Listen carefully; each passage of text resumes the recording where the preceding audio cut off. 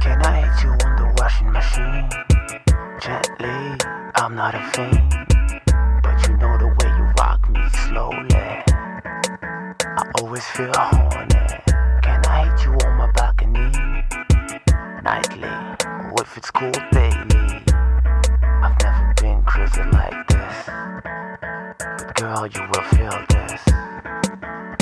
How do you like it, babe? How do you like it, babe? Yeah.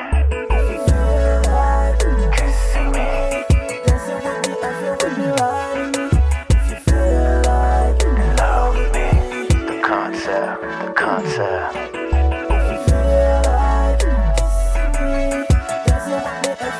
Riding me. And love me. It's the concept. Can I hit you in the bathtub? Bubbling, giving you wet hugs. I know a way to make you come surely. Kinda raw, but it's me surely. Can I hit you on the SMS? Digital, sending you a SOS. When I'm away, I wanna feel right there. So girl, have no fear. I know this is your first time. It's gonna be alright. Check this. If you feel like dancing with me, effing with me, riding me. It's the concept. Kissing me. And love me. It's the concept. Yeah.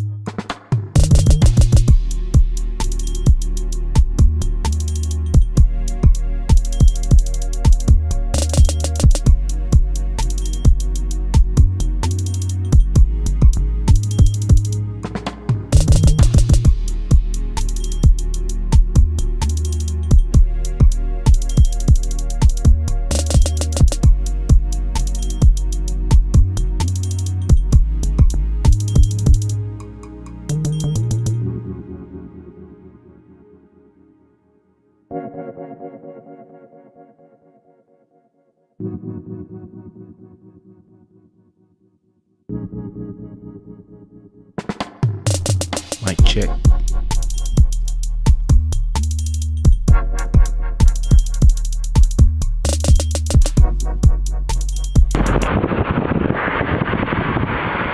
Watch the road, watch the road.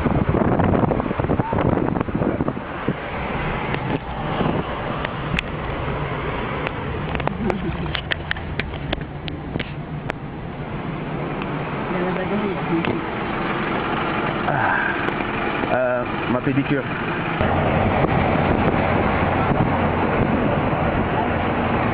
S'amuser. Wow. Très futuriste.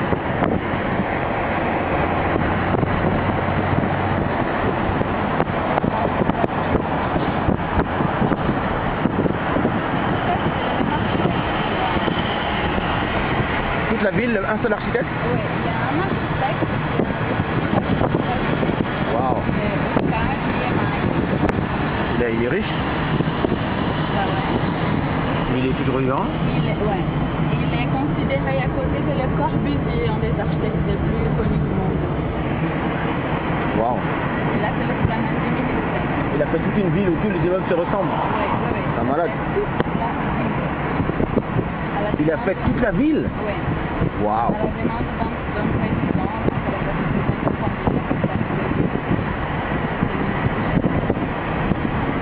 Wow. Génial. C'est le rêve de tous les architectes de faire toute une ville. Oui, il a fait tout, 3 mois. Donc là, par exemple, c'est les congrès. On aura bientôt la place des 3 pouvoirs. Là, c'est les ministères des Relations extérieures. En bas, le président. Et là, c'est le palais de la justice. Relations extérieures, palais de justice. Là, c'est les congrès.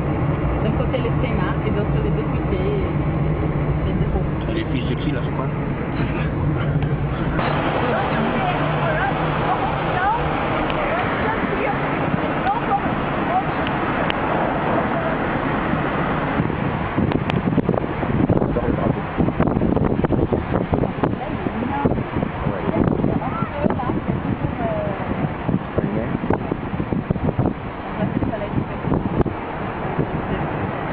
Il habite là-dedans? Non, il habite palais de travail.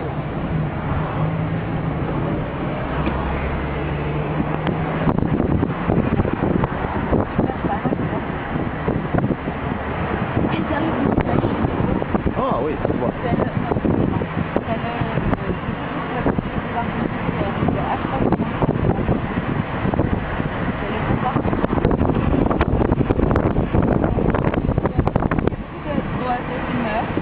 Pourquoi? Parce que tous les grands bâtiments sont vitrés comme ça. Ah, il se cogne? Ouais, voilà. Ok. De l'autre côté, il y a les ponts. Les ponts, c'est construit en hommage, tu vois là? Ouais. En hommage au président qui est venu. Et on va là, hein? Elles sont même plus rapides à... À quoi? Pour moins de cinéma. Ah bon.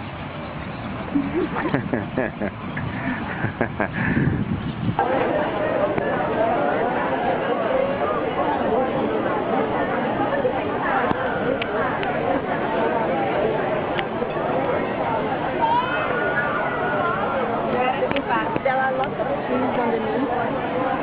Oh yeah? Yeah, it's not a natural. They just did it on top of the tree. Yeah, on top of the tree. Cool. And that's name cost a meal because at that place it's exactly 1,000 Okay. altitude. Okay. Yeah. What's the name of the lake? Paranoa. Paranoa. Yeah.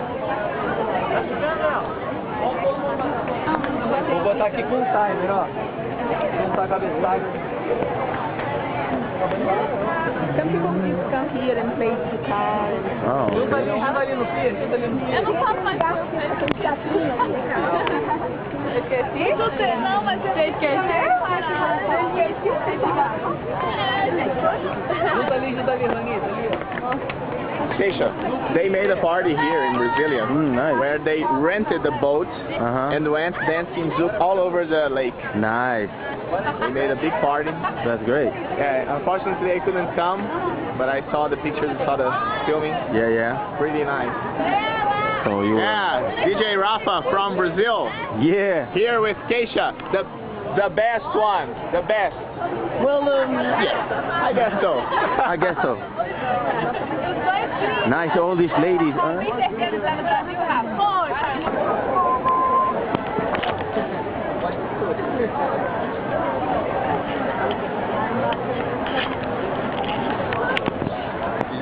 Gisele, the Musa of Goiânia, Yeah. the owner of the ballroom dance there in Goiânia. Menu.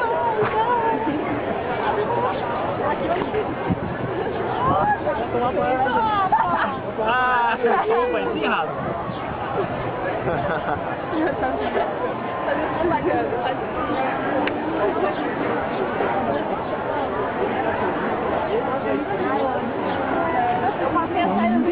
This is not right. We should be taking pictures of you. Well, at least everybody's gonna be on my website. Yeah, very important to us. Começa. Eu não sei o começo. Como é que começa, Rafa? O quê? We got something going on. Mr. DJ, levanta o som. Como é que começa? She wants to know how does this music start. Let's start. Something going on. I also don't remember. Não lembro. If you let me do my thing, I won't let you down. I'ma do all the things that a man like me is supposed to do. Come and dance with me till the morning light. We gon' be just the way that a man and a girl are supposed to be. Oh baby, Yeah. I got this feeling, so we can be together forever. We got something going on, Mr. DJ, levanta o som. We gon' party on and on and on and party on. Oh, we got something going on, Mr. DJ, levanta o som. We gon' party on and party on and party on. Oh, Yeah. Good.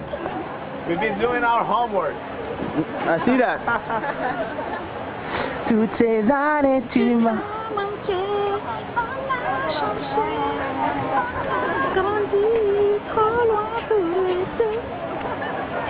On était des voisins au pays. On se tenait la main. Que mais? Puis soudain un matin, maman. Ai, agora aprendeu direito. Picanha! Eu tô indo dizer vai chegar atrasado. Não tem problema que eu já sei quem eu vou botar a Coisa culpa. feia, hein? Tava tirar conta. Quem que eu vou botar a culpa? Eu cheguei atrasada e deu o quê?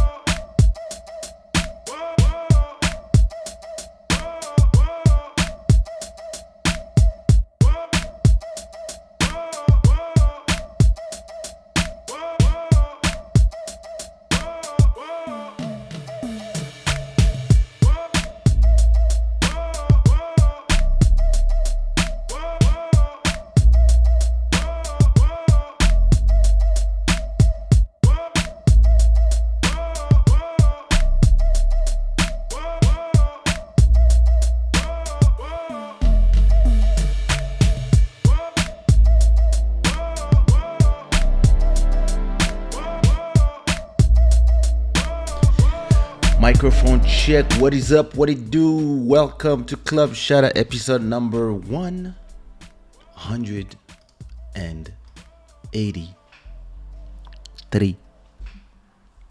It's a lot of episodes. Yeah, you know, sometimes I will play you a music video and sometimes I will play you an old vlog. Just, you know, I have all these footage of my life that is documented, and it's great to be able to share it with new people. I think I put the link in the chat. This was vlog number 210, 2007 in Brazil. In Brasilia, in Brazil. And that was just before shooting the video for something going on out there that I directed with Taquinho out there. Great moments. And yeah, I love watching my old vlogs. And yeah, from time to time, play them in Club Shada so that, yeah, people can see a little bit of where I've been and what I did here and there. You know how we do. This show is brought to you by shadaware.com and the Gods of Good Fortune. And I want to acknowledge all the new subscribers. I think we have 1,005 new subscribers. Michael, DJ Tyrese, Hotspot, Emmanuel, YNG, Bixby. Girl. All right. Biel, Aisha, Jennifer, etc., etc. Welcome to this channel. Wherever you're subscribed to watch some music videos, or wherever you subscribe to whatever the reason why you subscribe. You are welcome as long as you stay respectful and you remove your shoes when you walk on my carpet. If not, you will fall from the veranda. I hope everybody's fine. I hope everybody had a great weekend. I had a great weekend myself. Listen, I'm enjoying my kids. I'm enjoying having my two kids together at the same time. So I'm creating memories for them. My daughter she's most of the time she's alone with us. So she's like, it's great for her to have a big brother that she enjoy and create memories with.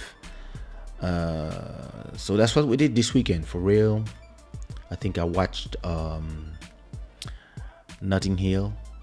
In French we say Coup de Foudre à Notting Hill, but in English I think it's just Notting Hill, with Hugh Grant and Julia Roberts. My wife never saw that movie, so I was like, nah, stop whatever you're doing. We gotta watch that movie. And I think this is probably the 50th time that I see it, and I enjoy it the same. This is just an amazing movie. So we watched that. That was great.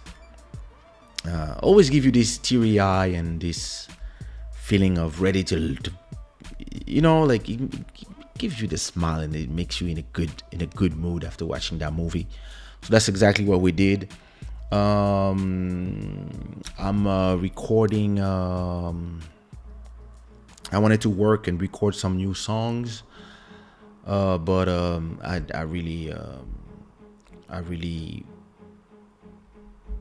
wake. I think me and my daughter, we wake up at 9:30 sharp.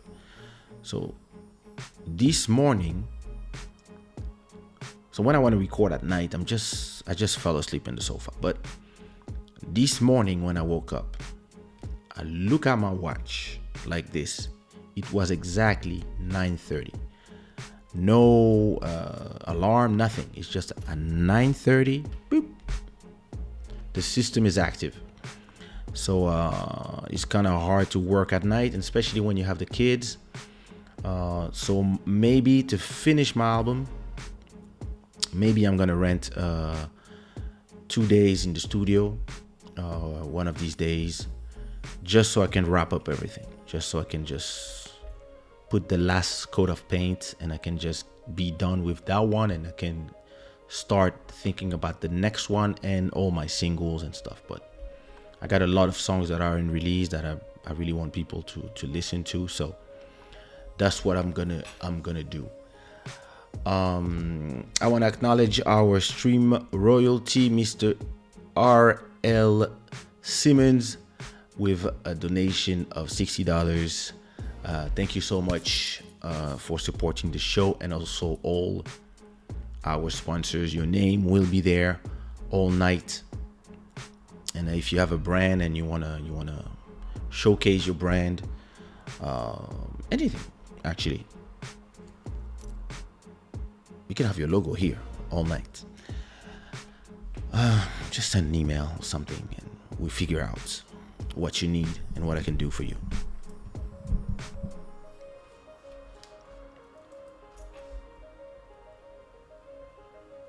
How you been?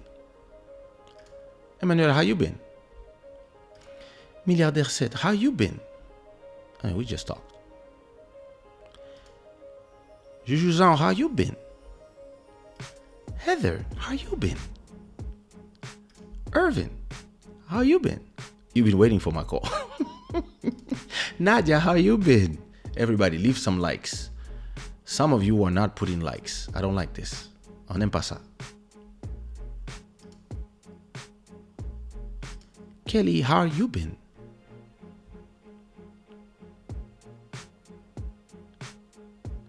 What up, Bruno? How you been? Ah, vous validez la chemise? C'est pas mal, hein? Je vais trouver un sponsor de chemise. Quelqu'un qui va envoyer une dizaine de chemises en échange. On va mettre son logo.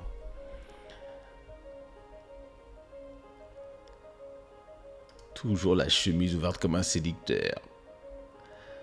Oh non, c'est parce que mes pecs sont trop larges. Donc si je ferme, là, je vais me sentir, tu vois, ça fonctionne. C'est joli aussi, hein, mais bon. C'est important de... Il faut que je redessine quand même. Mais bon. On fait ce qu'on peut. On essaye. Mr. Mike Phoenix, what up, my brother? How are you? Comment ça se passe en Guadeloupe? Are you good? You got news? Hey. What up, Zumana? How you been?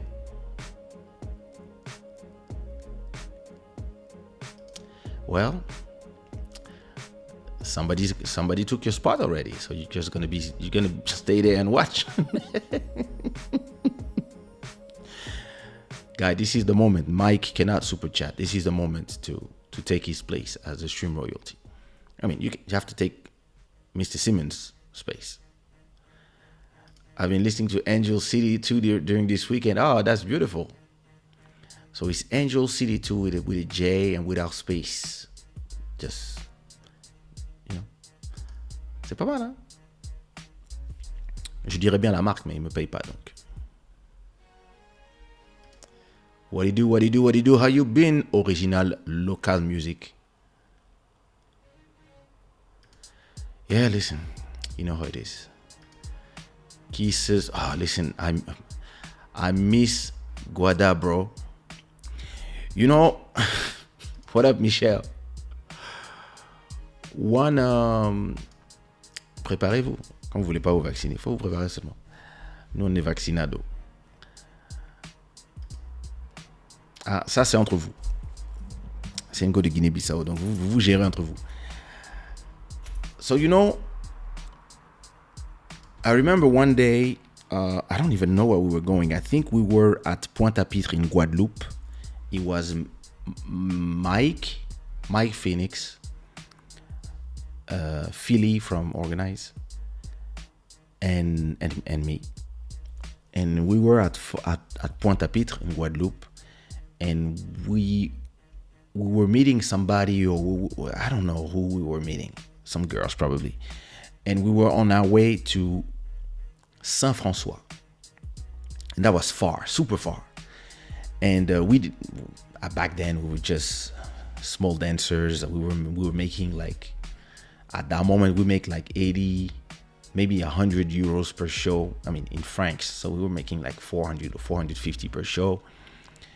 So let's round it. It's 80 euros, but let's round it to 100, right?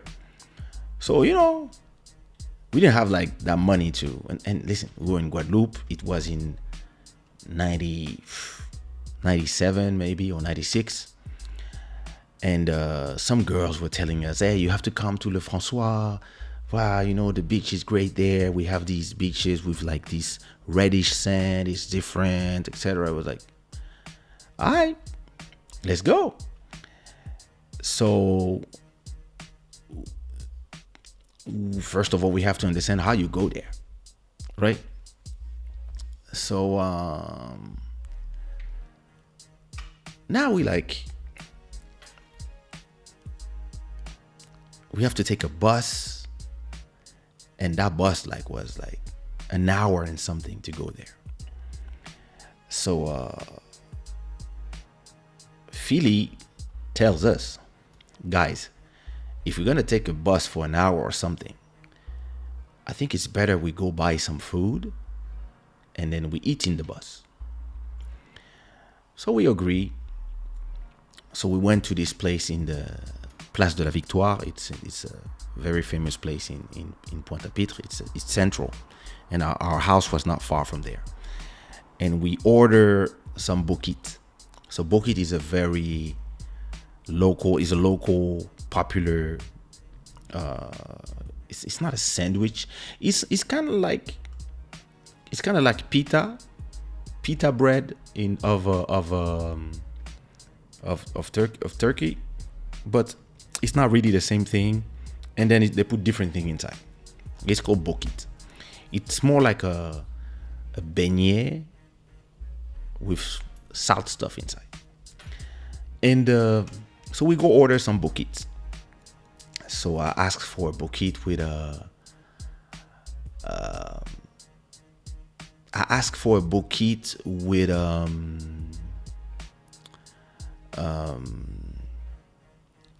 eggs, ham, and cheese, or maybe with sausage. Maybe Philly asked for the same thing.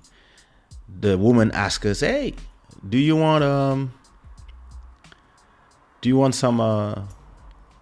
some piment, some hot sauce?" We're like, no, thank you. Okay. And Mike arrives, of course. Mike's want to show that he's the man. So he orders a bouquet with, and he says, "Yeah, give me some hot sauce. Give me a lot of hot sauce." We look at him like, "Are you sure?" Like, yeah, we're sure. That day was 36 degrees. Now we're in the bus, so we start eating our bouquet. We start eating our bouquet actually while we're waiting for the bus, and then once we're inside, we continue eating it. And then we were talking, me and Philly talking, and at a point we don't hear Mike anymore, and we look at Mike, and Mike, because of the hot sauce, he was sweating like I've never seen somebody sweat. He felt like there was a shower on top of him. And I was like, so we asked him, "Is it burning your mouth?" He was like, no, not at all. I'm fine.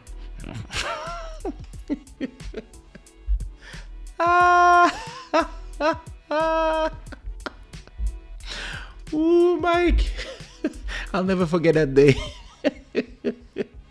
I never saw somebody sweat like you that day. That was 96, I think, or 97. I don't remember.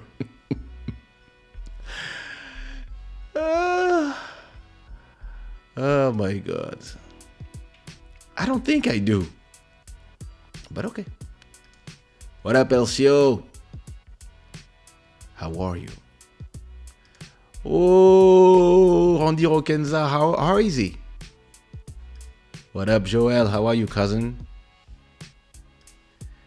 Oh my God. You're gonna track him. Go ahead. Do your thing.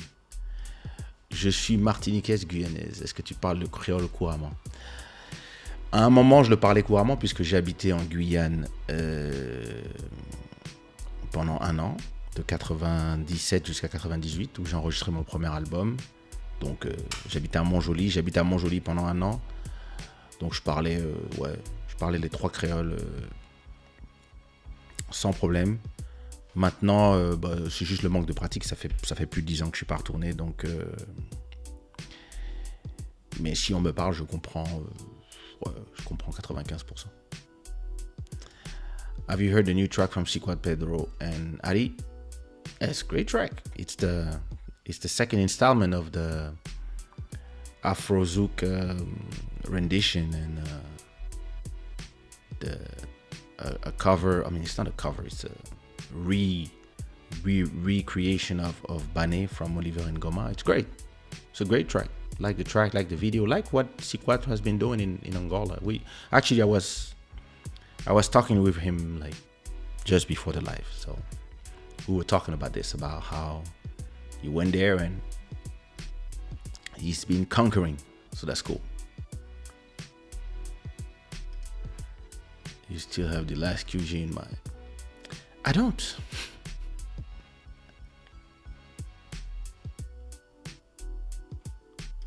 I've been good at eat coconut sorbet marmalade. Nice. Bucket is bread dough. Bread dough. Bread dough. Dough. I don't even know how you say that. It's like donuts. Yeah. It's like the bread donuts. It's just exact. It's more or less the same thing in the shape of the ball, but fried. Thank you. Great definition.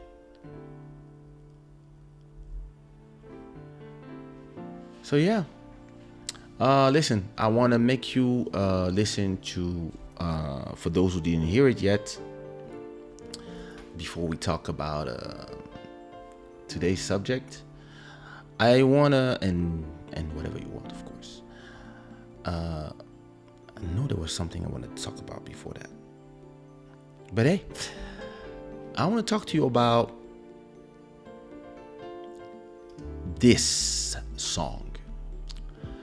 So, Dlalales. I don't even know how you pronounce that. So Dlala is a young producer from South Africa, and I met him because I think I discovered him when I was doing my Spotify playlist of Nkam, and he's an Nkam producer. And for at a point, I just sent him a message. Probably I don't remember who messaged who first, but I was like, hey, listen, I love that genre and I'd love to collaborate. And then from then on, we start talking, exchanging stuff, and we did 2 singles together, but in the Nkam genre.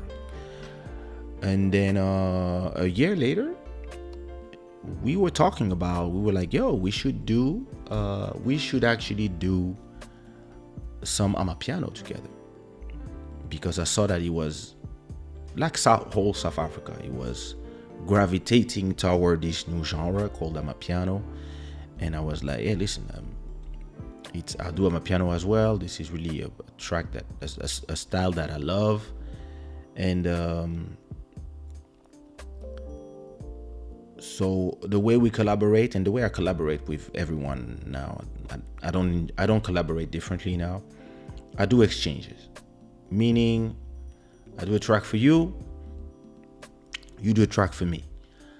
So we do 2 tracks. One, the copyright is completely yours. The other one, the copyright is completely mine. And of course, we share 50-50 on the intellectual rights. And then everybody live their life, and good luck to everybody.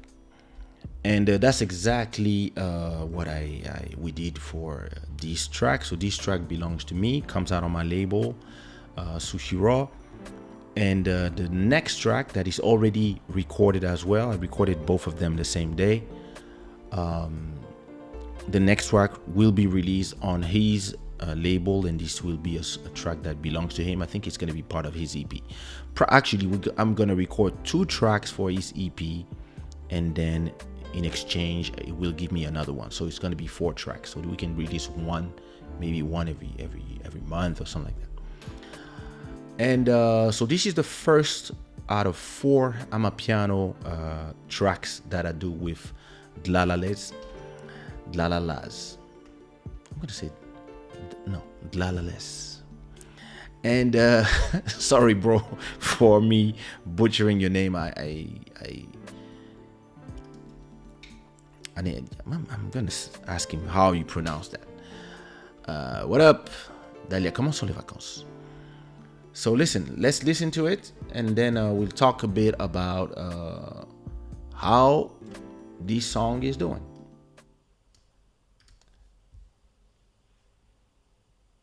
where is it actually?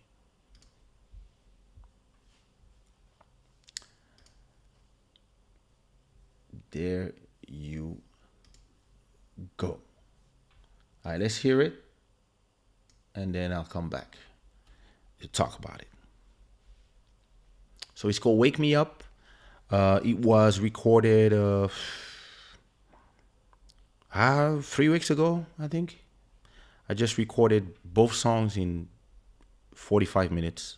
No writing, completely improvising. Just heard the beat and just recorded.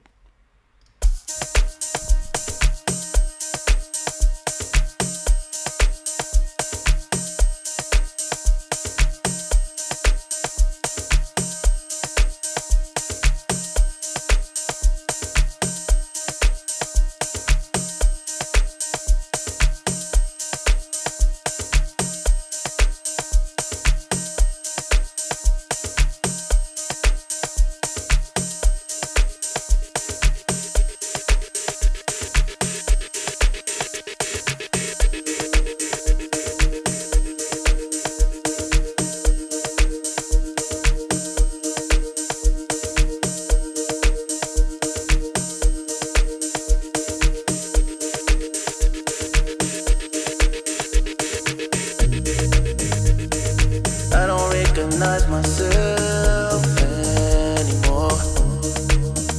Where is my pride? Where is my joy? When did they leave my core?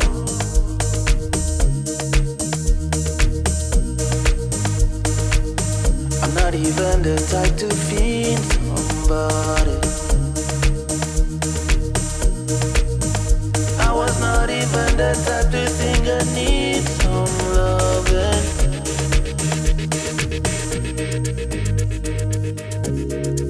You say you love me,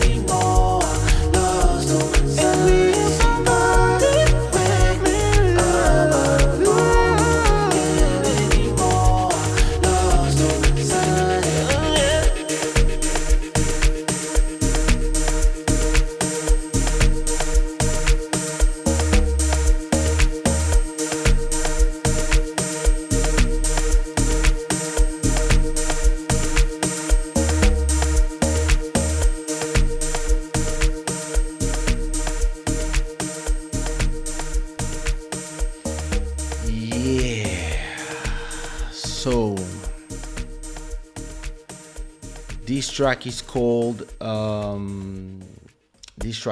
Wake Me Up, and it's available in all the platforms right now, so you can go and listen to it as much as you want.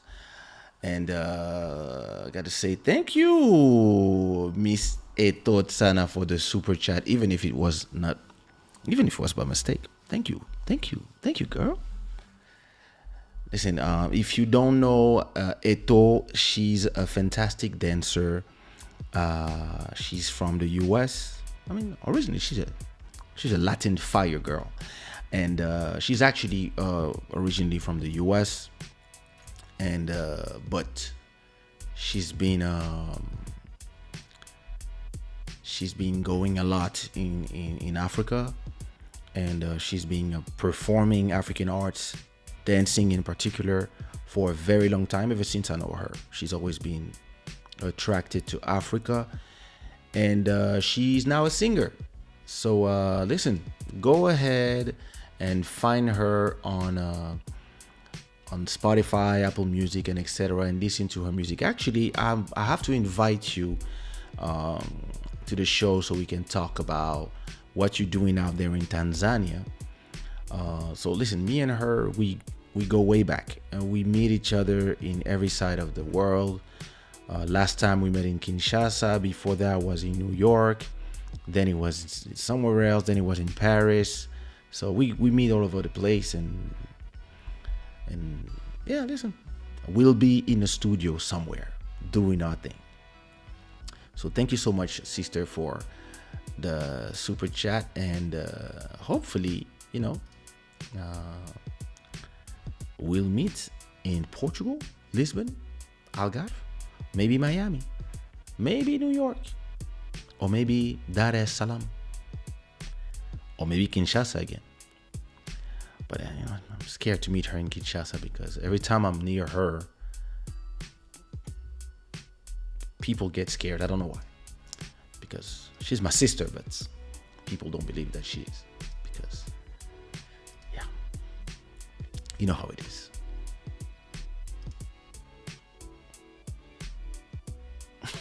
You made me laugh today on the phone. Lord. So listen, that song, so that's super interesting, because I was having, and this song is super interesting because it's a song that, thank you, Julie. It's a song that I've released as I release songs every Friday, and a lot of people keep telling me, a lot of artists, especially artists from that are older or of my generation, they keep telling me, why do you release songs every week, like every Friday? It's too much, and people don't have time to catch up, and like, you don't have time to promote, and yeah, the songs might not even have the time to be promoted properly. Now, thank you for being you. Me, I'm just me, just this diamond that goes from pocket to pocket.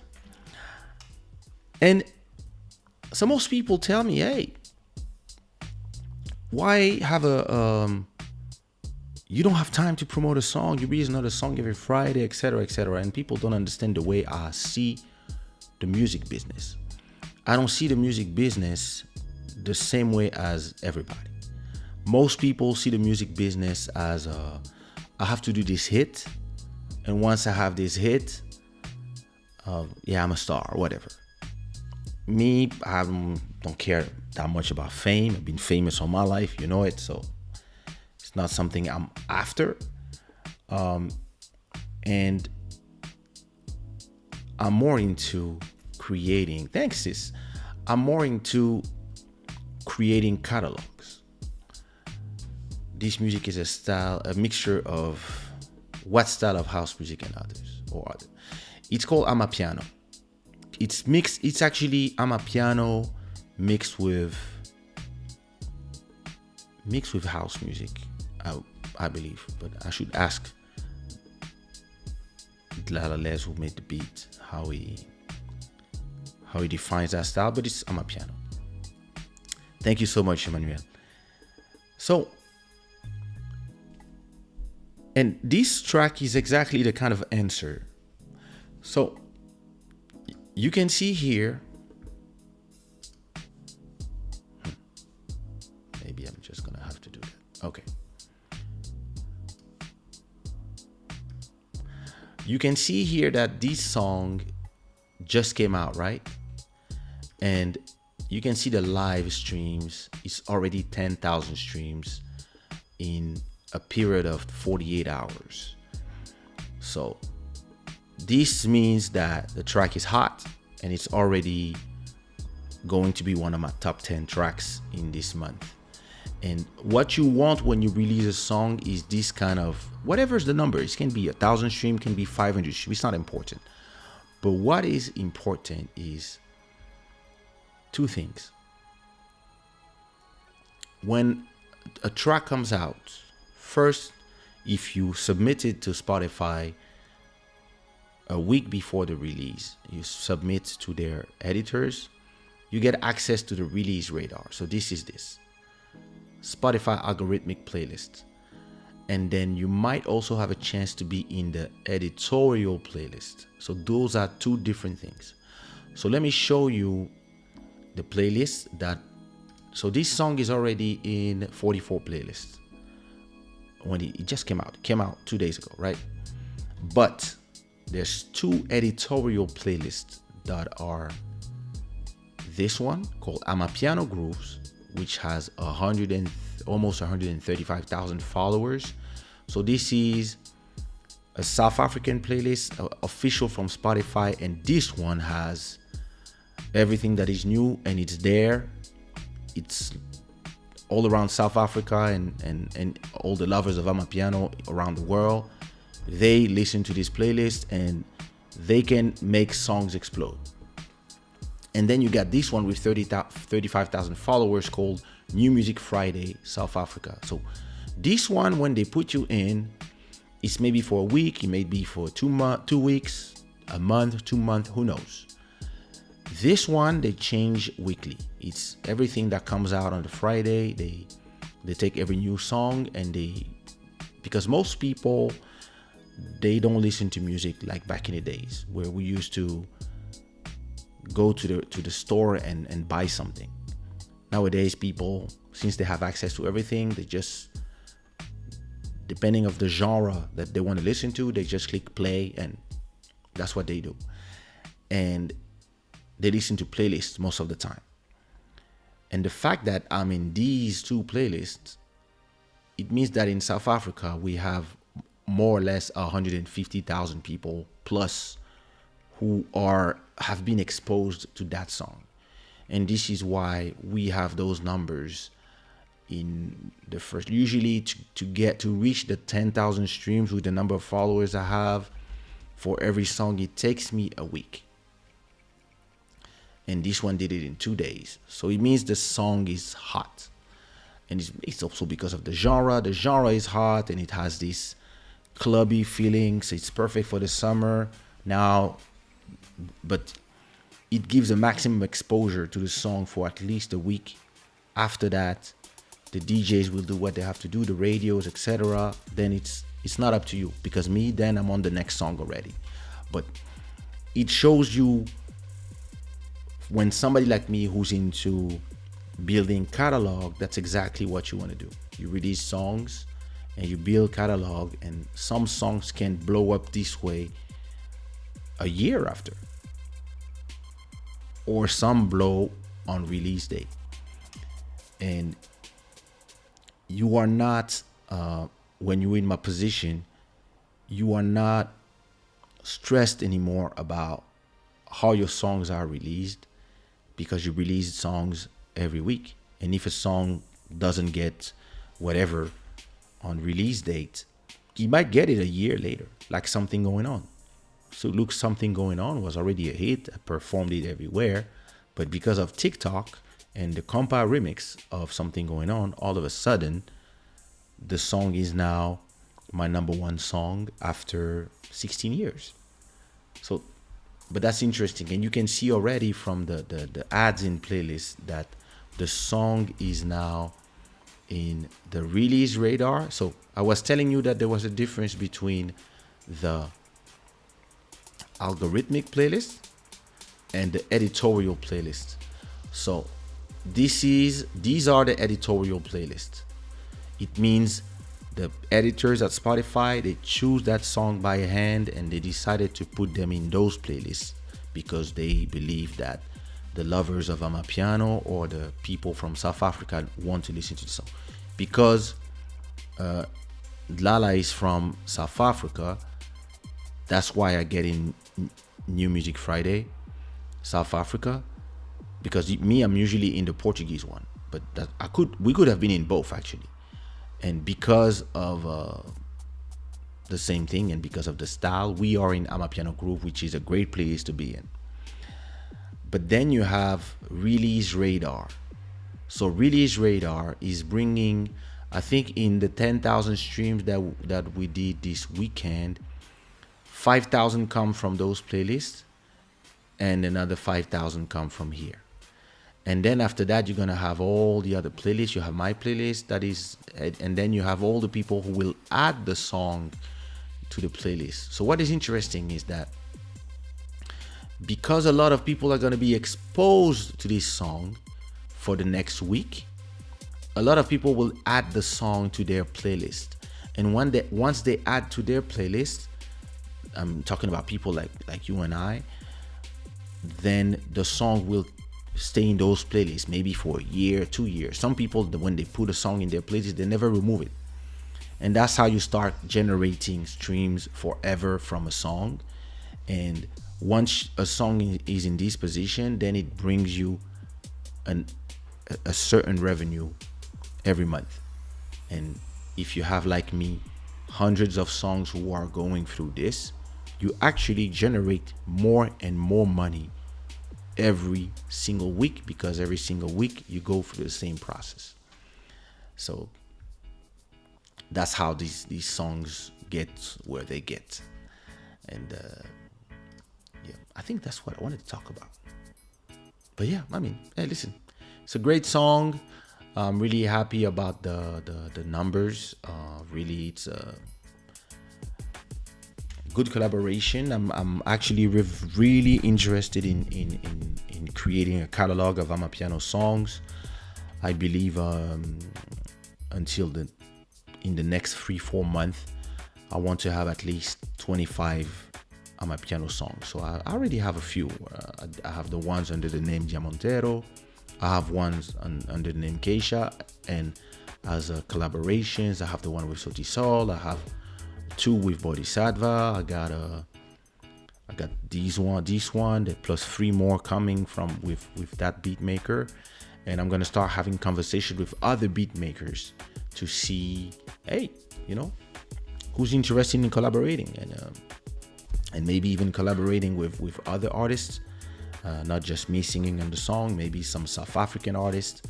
I'm open to everything, and in exchange, I believe what's great about the exchange is that you can tell people, let me enter your market, because Amapiano is not my main market. My main market is Zouk, Kizomba, Compa, and Afro beats of my style. But then I tell people, hey, I'd love to enter the Amapiano market through you. In exchange, if I invite you on a Kizomba, for example, you enter my market, and more exposure. I expose you to my fans, you expose me to yours. And interestingly, a lot of talented beat makers or artists don't have the reach that I have. I have 240,000 listeners on the platforms, right? I have 240,000 people, and a lot of the artists that I talk to, they only have 10,000 people monthly, or 20 or 50 or 60, whatever. So actually it's a win-win situation, because for me, even if I get a great beat or a great song, and for them, they get exposure because I'm able to get those numbers. So, and as an artist, when you want to, it's a great way to collaborate with people. Find people who are either on the same level as you in terms of listenership, or under you. Because if they're under you, then you can do some great exchanges, because doing a track with you is a win for them, as long as if it's released well. Because on Spotify and the platforms, the number of people who will be the algorithm will show your song is dependent on the number of people who follow you. And in they don't say it for now, because they don't show these number anymore, but they do a difference between the algorithm, do a difference between the fan, the casual listener, the fan, and the super fan. A casual listener is somebody who might listen to you by mistake or in a playlist and listen to you one time. And that person, if they listen to stuff that sound like what you do, they will maybe they will try to expose you to them again and see if they like your music. But they are not considered fans. It's somebody who will listen maybe your track one time every month for whatever reason, and just casual listeners. Now, a fan is somebody that will at least listen to you every week. Somebody who will listen to you every week, at least one time every week. That person is considered a fan enough that when they enter to Spotify, so for example, when I enter the Spotify, you see, when I enter in Spotify,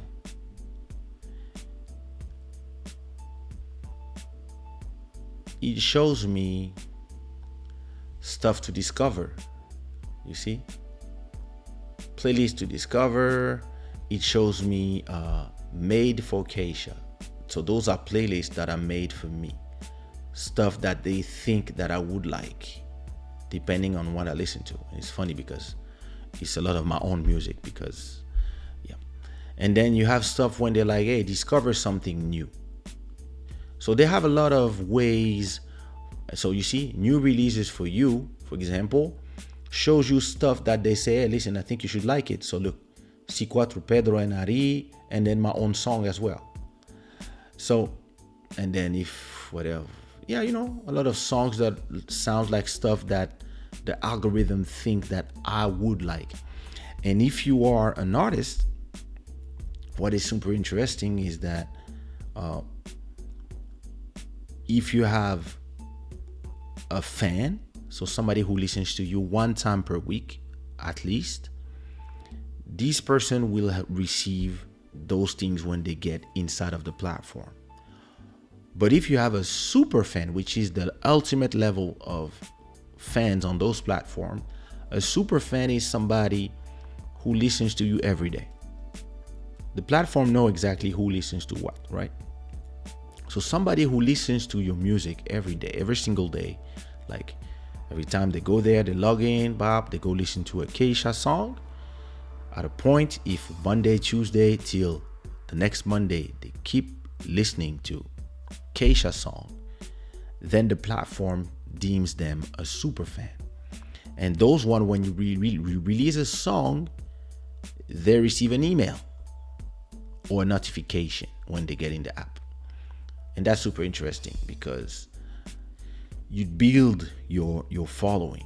You build your following, and then at a point you can arrive to this place where every time you release a song, there's all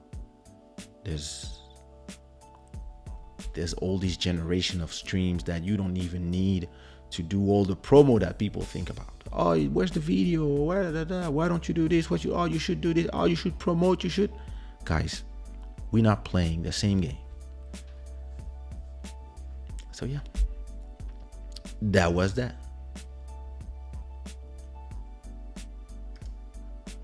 What did Night Nadia, is Nightbot bullying you? When you stop making excuses and you work hard and go hard, you will be very successful. Well, what can I say?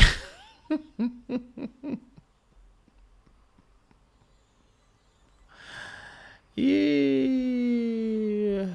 Oh my God. Wake me up, make me think of good pop songs. I love the chorus. Give me that feeling. Yeah. I think I'm gonna do a remix. I'm gonna remix it in. I'm gonna do some interesting remixes. I think these deserves a good pop remix, indeed. For now, I'm just gonna let the song do its course, and in a month I will release the remix singles, among the rest of all the remix singles I'm gonna release in the next year. Soon as the album is released, all the remix singles are coming. That's gonna be crazy. Yay! Listen, actually, when I talked to you the other time, but the wind cut us off. I thought we were gonna talk about the collaboration with that girl. We talk more about the show, but we're gonna continue that conversation. Oi Manu, what it do? L'ancienne génération était mieux. C'est intéressant parce que, you know, every time, I mean, when we arrive with Nichols, Jean-Michel Rotin, Organize, Matt Houston, and all of them, the Yardis, Extase, Linda and Diana, Marie-Lou Coupin, when we all arrived in the game back in 96, 95, 96, and we just stormed the Zouk game, and we just like, hey, yo, all of this is obsolete. This is the new thing. A lot of people were saying the same thing. L'ancienne génération, oh, Zouk was better before. You guys are using machines. We used to be live, blah, blah, blah, blah, blah, blah, blah, blah. And we were like, I don't know what you're talking about. We just want to do things our way. We come from hip hop, R&B, and we also come from African roots or West Indian roots or Latin roots, and we just want to do a music that sounds like us, which is mixed culture people. And people would tell us, yeah, it was better. Music was better before. You guys cannot sing. You sing in auto-tune. And we were like, we don't care. Old people. And now that we are old, we talk the same way. We talk the same way about the younger people. And what I understand is that there's some stuff that I will not get. It's normal. It's part of life. I can be on Instagram hours. I can be on YouTube. But I have a hard time using Twitch. And not because I don't like Twitch. It's because the interface is horrible. And I don't like being in places where the interface is horrible. But I know that this is really the winning place for live streaming. But I don't know. Same thing for Facebook. The interface of Facebook used to be state of art, but now it's really bloated, and I don't like being there. And I'm a person, I cannot create stuff if I have to think about using the program and all these things. I need to be working in an environment where I'm comfortable. And I mean, I have a TikTok, for example. I know this is where you have to post stuff or maybe do those dance or whatever if you want to blow up. But I really feel like it's starting to listen, I could create content for TikTok. It's not a problem. I mean, I'm a guy. I can learn any platform and understand what to do in it. But then it comes to this point where sometimes you have to define where you want to be. As long as being in a place is not to the detriment of your business, or not being in a place, like for example, you say you want to be on YouTube doing your live stream and nothing happens, you don't make money, and you're just there in a platform that is dead, that's a bad idea. Like the people who were posting on Google Plus like every day, and I was looking at them like, it's over, bro.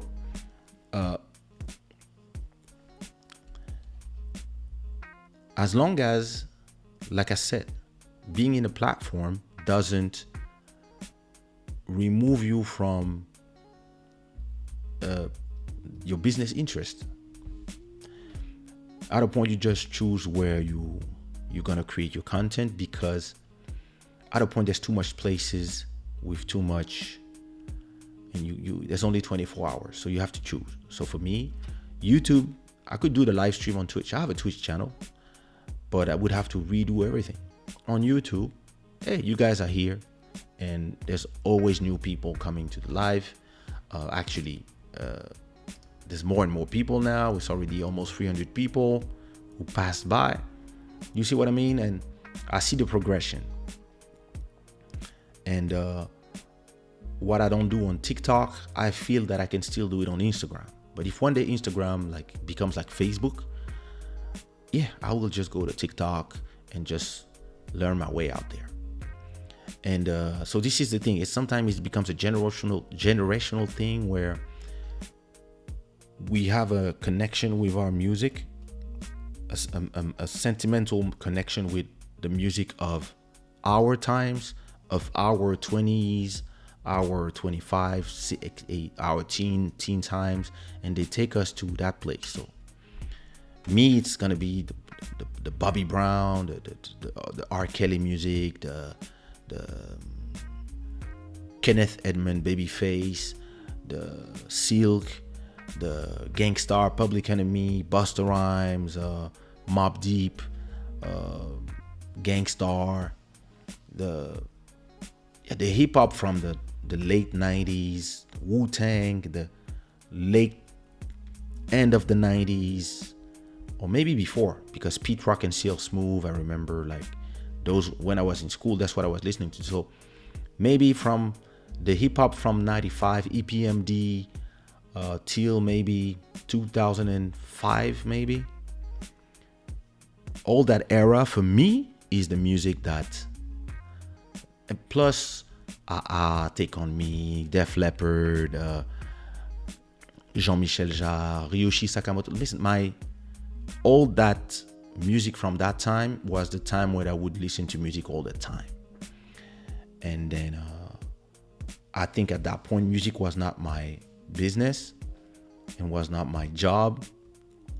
So I had more time to listen to music and to be transported by music, and music was part of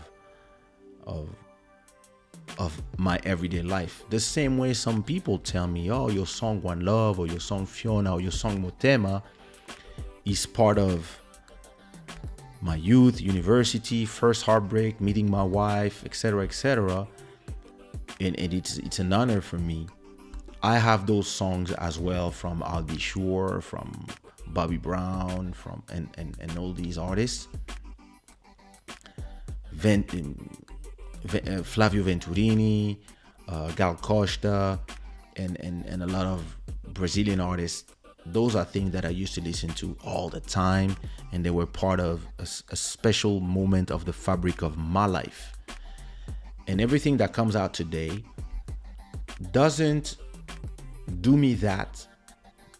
Maybe because I'm not in that moment anymore. It doesn't mean that I cannot enjoy music. I enjoy music when I listen to music. I love listening to new stuff, but we are also in a moment where music kind of lost its value, if I can say this way, because back in the days you would have the budget to buy 10 albums in a month or 5 albums in a month, and that's it. Today you have access to 60 million songs, so music don't have the same. It's the same as a Netflix. It's amazing that we pay 12 euros or dollars and we have access for the whole family to millions of shows, millions of movies, series of all styles. But it's so overwhelming, the access we have to so much stuff, that, and because we can binge it, we don't have the same feeling that I had when I would wait on Saturdays to watch Cosby's Show, or wait on Saturday to watch Dallas, or daily at 6 p.m. to watch Santa Barbara in, I don't even know what was the real name in America, or The Young and the Restless, Les Feux de l'Amour, or stuff that would come on a specific day, and then you would have to wait until the next week.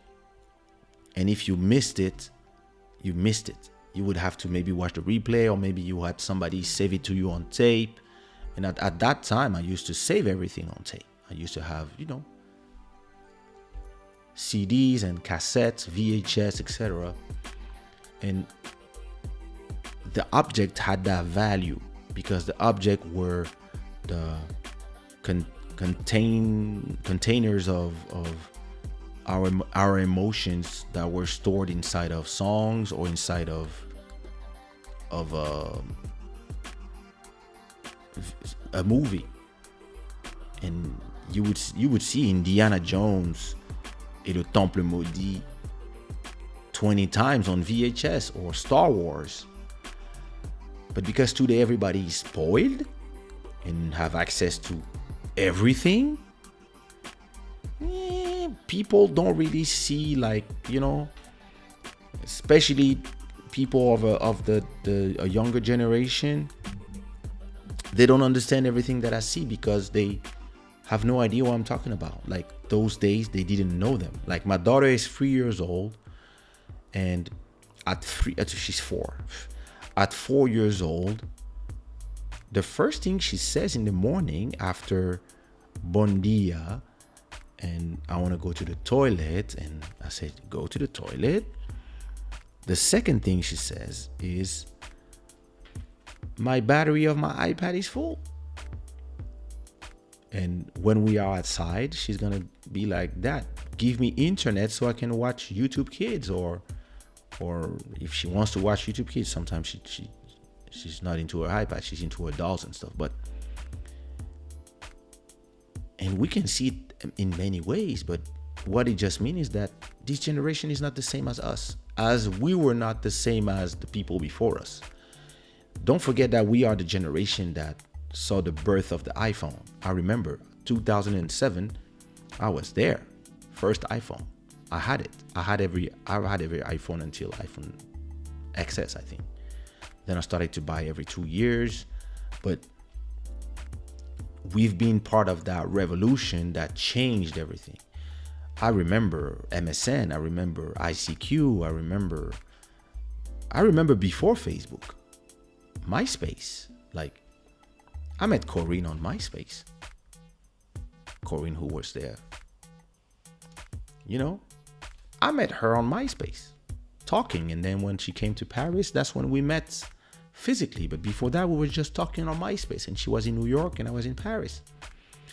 And I think on her number, I think it still say Corinne from MySpace. So it's a different generation now where, yeah, listen, now you have unlimited content all the time. Unlimited content, like unlimited people, unlimited photos. And I believe that, like I say it all the time, if I ask you, what photo did you look this morning? The first photo you looked this morning on your telephone, on WhatsApp, Instagram, Facebook, whatever, or what was the first video you watched? You might have to go to your history to see it, to remember it. But if I ask you, tell me the 10 photos that you remember from last Sunday, not today, last Sunday, you might don't even remember. And sadly, it's the same for music. And it's the sign of the time, and you have to just go with the times. Do I believe that my songs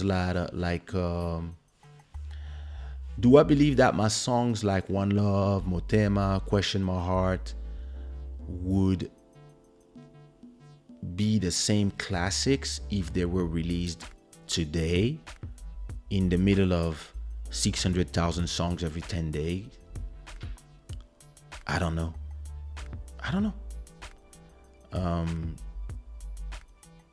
Are they classic because they came at a time when that album was released, it was really unique? When It's a Love, then African Bohemian, then Legendary, those 3 albums, when they came out, I believe that it was a highway for me. There was nobody could compete with the sound. The sound was new. My way of producing, my way of creating music, my way of meshing everything together was unmatched. And there was no competition. Nobody did album where they sing in Spanish, English, French, and Portuguese in the same album, and then other Creoles from everywhere. Nobody had as much travel and as much experience of seeing the world and putting it into music as me at that time in that market. So when it came out, yeah, those songs accompanied the lives of people. Some people still tell me, yeah, this is the song of me and my wife. We met with this song. Then when we got married, this was our song. This was our first dance. And up to this day, when we chilling, we put this song. So, not to diminish my talent or my ability to create timeless songs.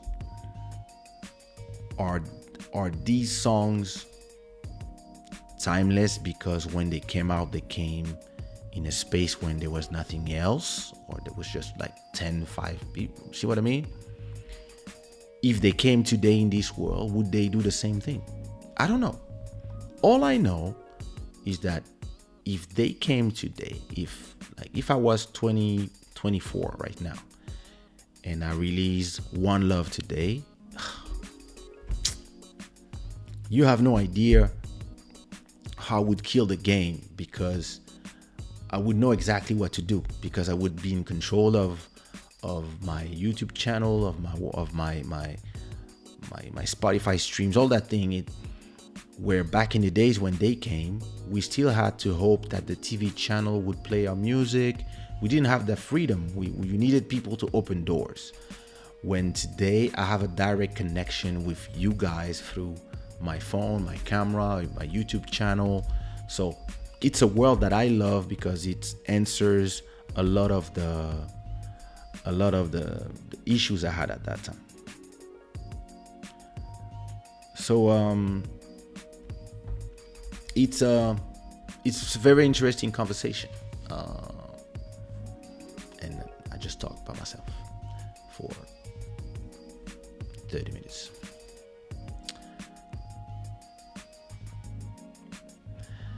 Les années 90, début 2000, niveau musique, les films, c'était très riche. Tout a changé aujourd'hui, c'est beaucoup plus sexuel, moins consistant au niveau de texte. Je suis d'accord. I do agree. It's Today I put a tweet, and in my tweet I said, let me see if I can find my tweet. I think this goes with what you're saying. Today I put a tweet that said, let me find it.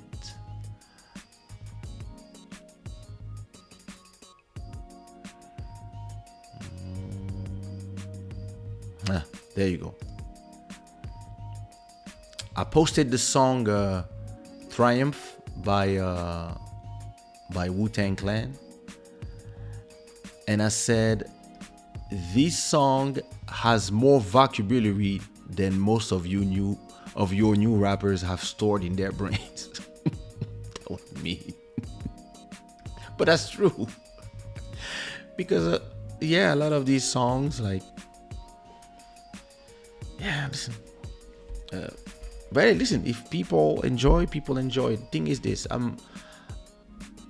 my position as an artist and as an executive producer and as somebody who launched careers of other people is that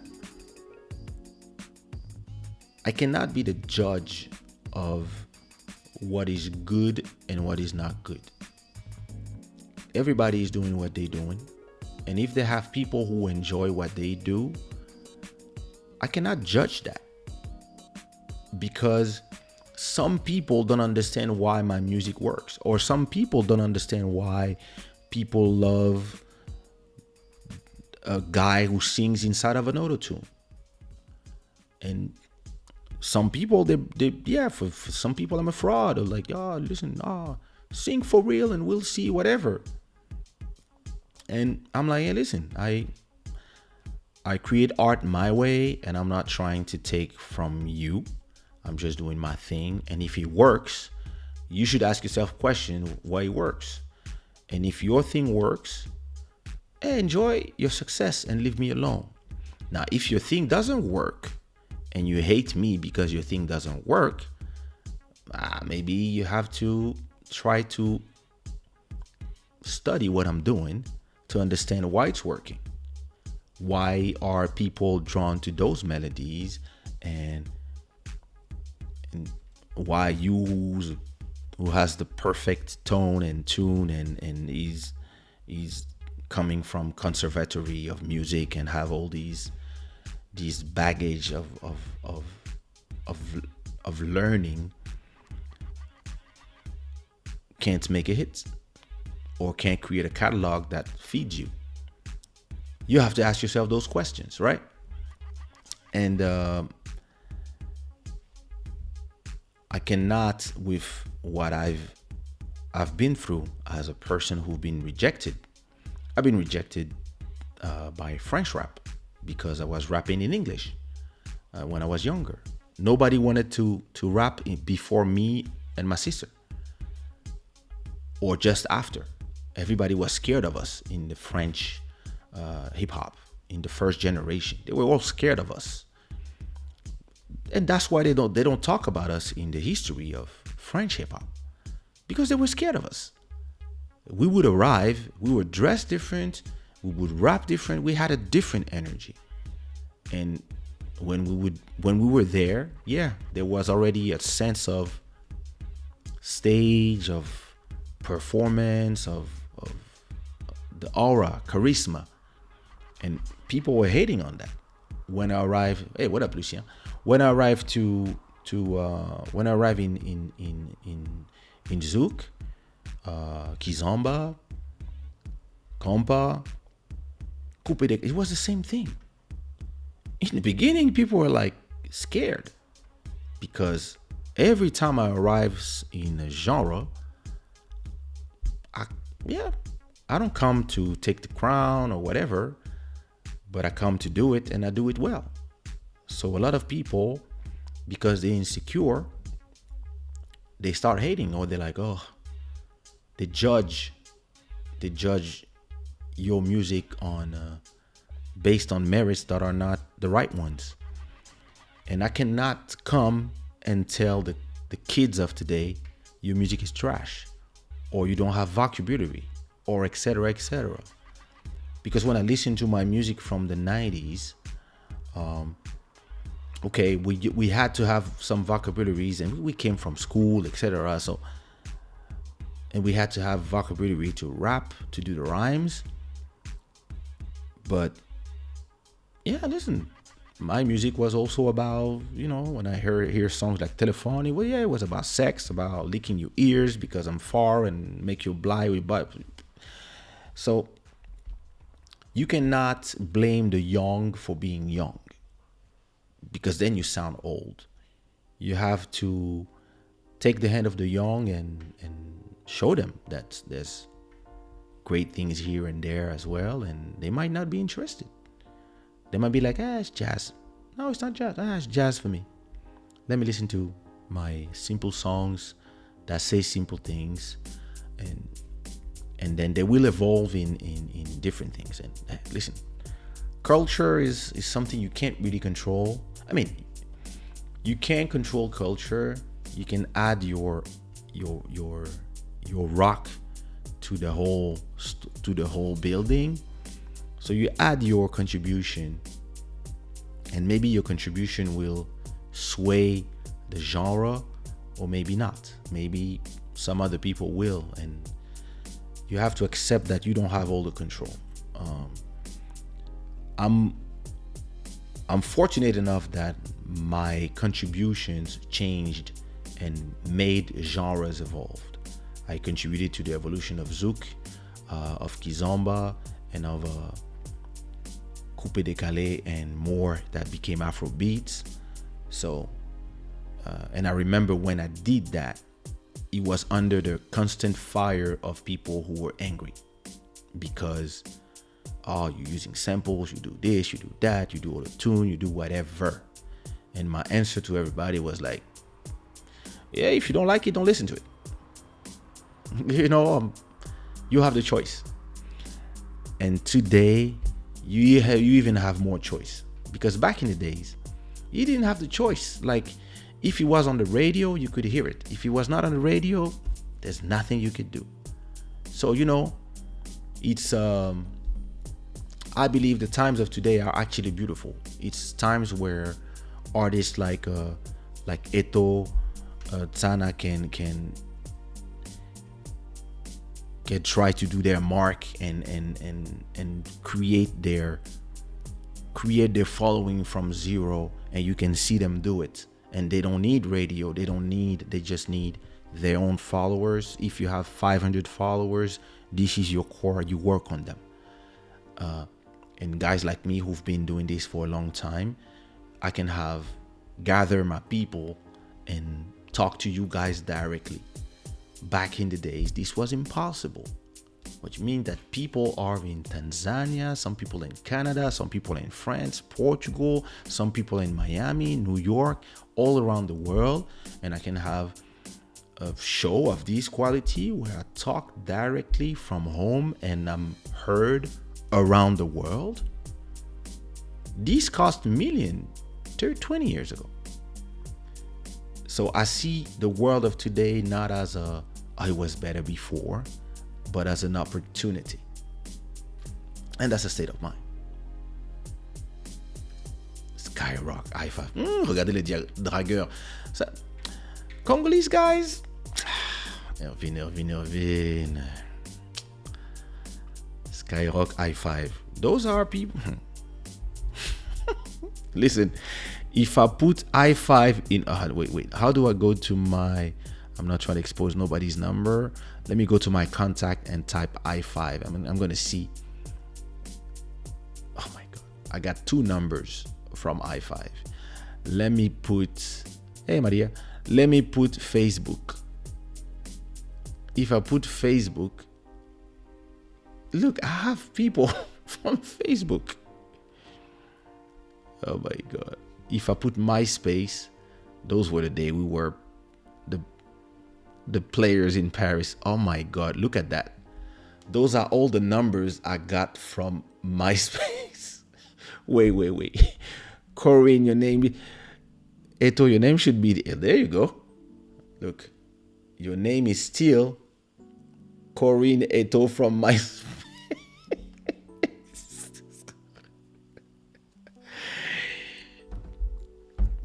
That's the way players play. And listen, actually, I made a lot of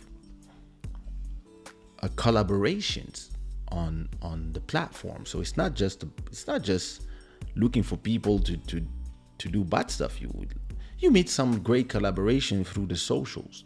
Actually, that song that you heard, we never met.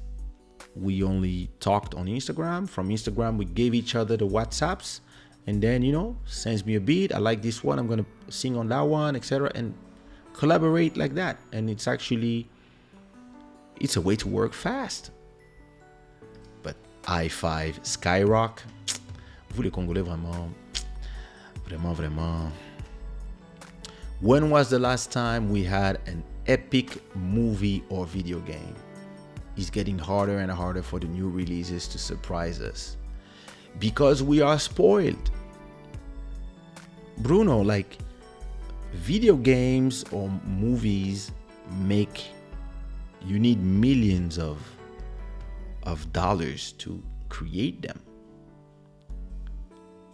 But soon as yours is released, there's another one the next week. So people are not like people from my generation. Yeah, listen, when we talk about movies like Notting Hill, like Coming to America, like Rambo, even if you want, or Rocky, or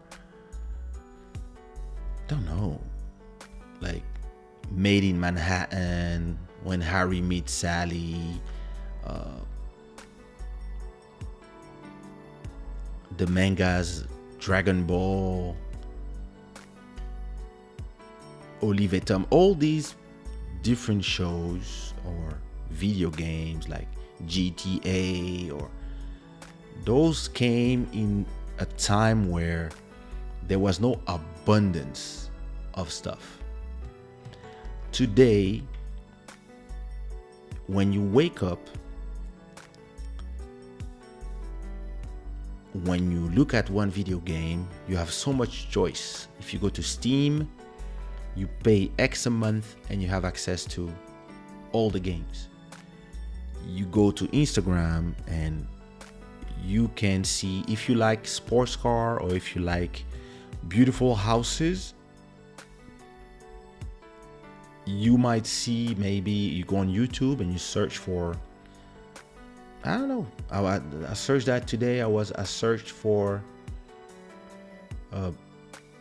beautiful houses Marbella or modern mansions Marbella, and I probably saw 25 houses, and I like to see them because it inspires me to work hard to buy one day. But I'm not like if I never saw one, because I see these houses all the time on YouTube, all around the world. I love to watch beautiful houses. So, but for me, it's important because it's part of the inspiration. But as a person, maybe when I buy one and it's mine, I'll be like, yo, this one is mine. But other than that, I cannot even remember the last 3 I saw because I see too much of everything. And that's the problem with a society that is based on constant flow of data. The data from yesterday is forgotten faster than back in the days when you would release an album and you could stay 3 years on tour before having to release another one. And listen, I have songs that I've been performing, like On Dit Quoi. They came out in 2003. I've been performing this song since 2003. And when people are like, don't you want to go perform? Things are opening again. I'm like, I don't care. Like, I perform all my life already. I'm ready to do other things. And imagine as an artist now, a world where you can release a song today, and in a week somebody will say, oh, too bad, you stop making music. It's just because people forget at the speed of light. You know, you're watching too many photos. Me, that's why I'm it's not that I'm not taking a break from social media. I just considerably removed myself from like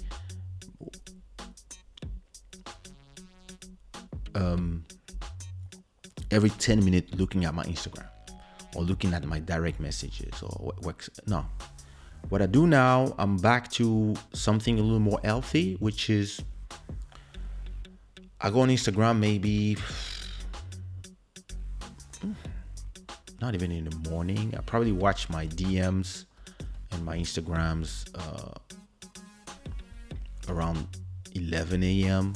and then I will watch it again maybe at 3 p.m. and then again at night, just to check messages or post something. But then I don't. The rest of the time I'm on the phone with my friends, or I'm thinking about my content, or I'm not like obsessed with it. Where like 4 years ago, I was on Instagram all the time. I was posting all the time. I was obsessed with the numbers, always checking the analytics, always wondering if people were seeing my post, etc. How they like. I removed myself from that stress, and I understand that when I release music every week, not everybody is listening to it, but I accept it and I don't mind it. I make the music for the people who will listen to it. And if you lost one song or you didn't, hey, you know, you missed that, you skipped one, whatever, there's another one for you. And you can listen to it whenever you want, because it's not like back in the days. Back in the days, you had to release the CD. When the CD was out, you had to buy it, and when you were done creating CDs, fabricating CDs, then it was impossible to buy it unless you buy it from somebody who already bought it. So that's why all my old albums are kind of collectors, right? But today, where everything is you're just listening to streams of copies stored on servers, they don't have the same value because there's no object. So but in at the same time, you can go back and listen to my whole catalog. If you want to spend a week listening to Kaysha music, you can listen to all my 9 albums plus singles and stuff for a whole week. I have enough catalog for that. And you don't need to do nothing. You just go to my Spotify or Apple Music or on YouTube, and you start playing music, and you can discover stuff. So in a way, I believe that as an artist, it's kind of liberating, because you can fail. In my days, when you failed, it was over, because whoever invested 30,000 on your album might not want to invest another 30,000 if they realize that they only made, I don't know, 5,000 back. They're like, no, I'm done. I'm not gonna lose more money. You are not a good investment. Hey, listen, last song that you heard, I called Lala sent me a message on WhatsApp. He said, hey, I have these 2 beats. I'm giving you this one for you, and that one is for me. I heard them. I downloaded them from WhatsApp. I put them in Logic, turned on my microphone. 3 p.m., 3:45, I was done recording both songs. Around 4:30, I was done mixing everything. And then I just sent him a WhatsApp audio of both songs. And I was like, yep, there you go. I'm done. This is mine. This is yours. I will release mine on the 9th of July. And let me know when yours is ready and when you want to release it. And that's it. And it cost me nothing other than the electricity that I pay anyway, and time. So if those songs work, they work. If they don't, well, maybe the next one will work, and I don't feel like, oh my God, I lost all that money. You see what I mean? So it would Motema is timeless, and honestly, I honestly think that song was ahead of its time. Even Mélanger, even today, artists don't produce songs like that. Same as Whitney Houston. I mean, I Will Always Love You or Toni Braxton and Break My Heart. I agree with what you're saying, but at the same time, I still have to ask myself,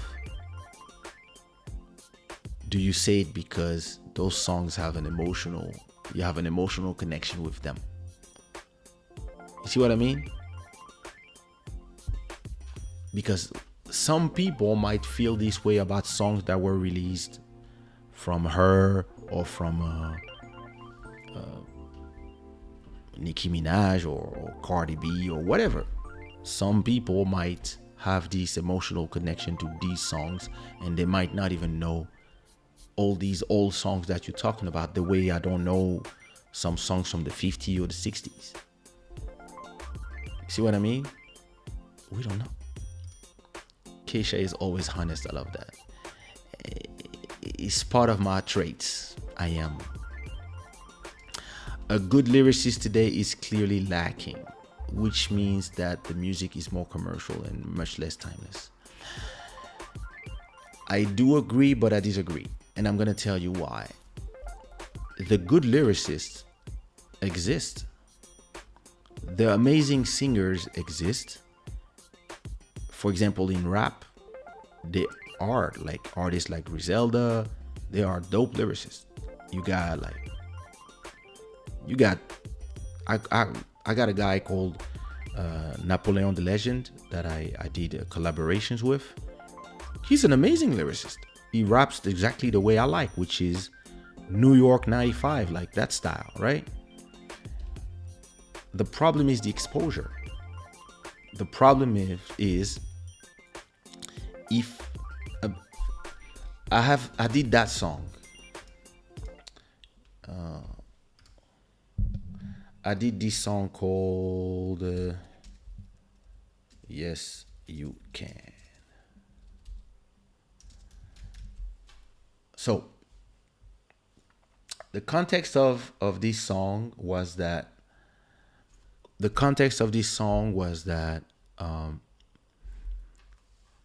I was already successful with the last 3 albums, and I wanted to start moving on terms of sonically, musically, business-wise. I was like, time for me to do something new and maybe be more musical, etc., right? And even if I ignore the critics, a lot of people are saying, yeah, the beats are repetitive, they're too simple, blah, blah, blah, blah, blah. You always sing the same stuff, always use the same kits, the same kicks, the same artists, the people that you should not listen. And I was like, you know what? I'm here on the top of the game, but let me go here. So I did that track with this beautiful intro, right?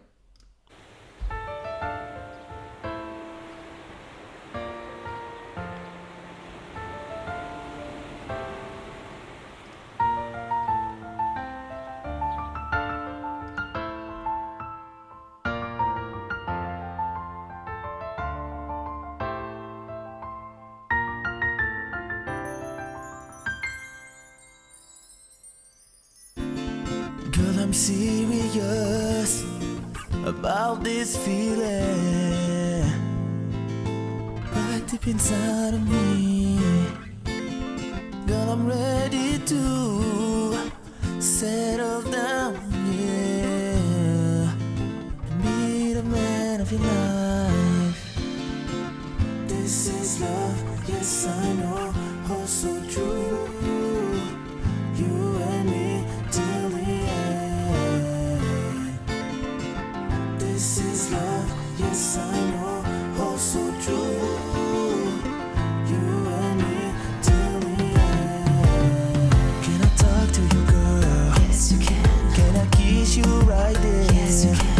make love to you, girl. Yes, you can. Show you how I love you. Can I- All right.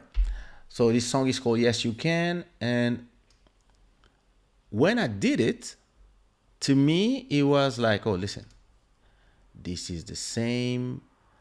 This has all the elements of, this has all the elements like One Love. It starts with a first verse without rhythm, with a nice guitar. And then on the chorus, the beats arrives, etc., etc. There's everything that made One Love become a classic. This one will be exactly the same, right? And I was like, this is going to be the hit of the album. Everybody's going to go crazy about it. And then at the same time, Obama was saying, yes, yes, we can. Yes, we can. And I was like, oh, yes, you can. I was like, okay, all the elements are good in the kitchen. This is going to be a great meal. The album came out and all the promoters told me there's no hit in the album. I was like, what? They were like, yeah, you know, there's no One Love. There's no Question My Heart. There's no Something Going On. There's no this, this. I was like, what? Yeah, and you know, and I was like, wait a minute. I did songs, more harmonies. Instead of having 2 or 3 harmonies, I had 5. Instead of doing like 3 main vocals, I did 5. Instead of using my usual kit, I changed the snares, I add some stuff, I add some musicality, add some extra work on the songs to have them. And what you mean there's no hit? And they were like, hey, yeah, you know. And it was very frustrating for me. But what I understood about that was that I did so many hits already that people were still digesting what I did between 98 and 2005. And whatever I came out with in 2007, people were like fooled. And then I start having a lot of songs like this one, Yes You Can, that would just go unnoticed. And I was like, but why? And it was just because people were still One Love, Question My Heart, etc. And I was like now being in the prison of my own hits. And I would have to wait until 2008 probably to do Diamonds, and then another end to do Malembe, etc. I interestingly, because I understood what was going on and how the world was changing, how the listening habits were changing, that I could change myself also the way I view music. But then, people started to just be drawn to the hits. And when we do albums as artists, you do 20 songs and people will listen to 2 songs, or the radio will play that one song and everybody will play the same song. But you're like, wait, I did a body of work. And this was my frustration already back then. So imagine today where you're going to release an album, you Beyonce, for example, you're going to release a body of work of 20 songs with 20 videos. It's going to cost you a lot of money, and you're going to release everything. And everybody's going to talk about it for 2 weeks.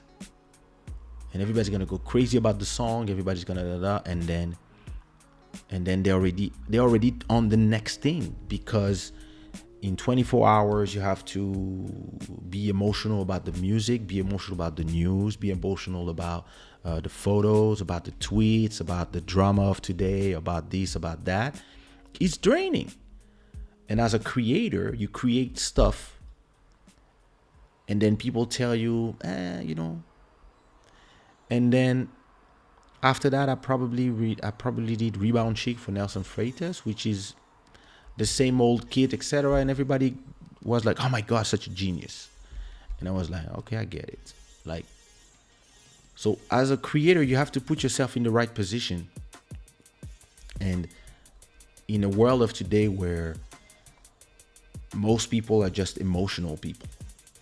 Like social media made people super emotional.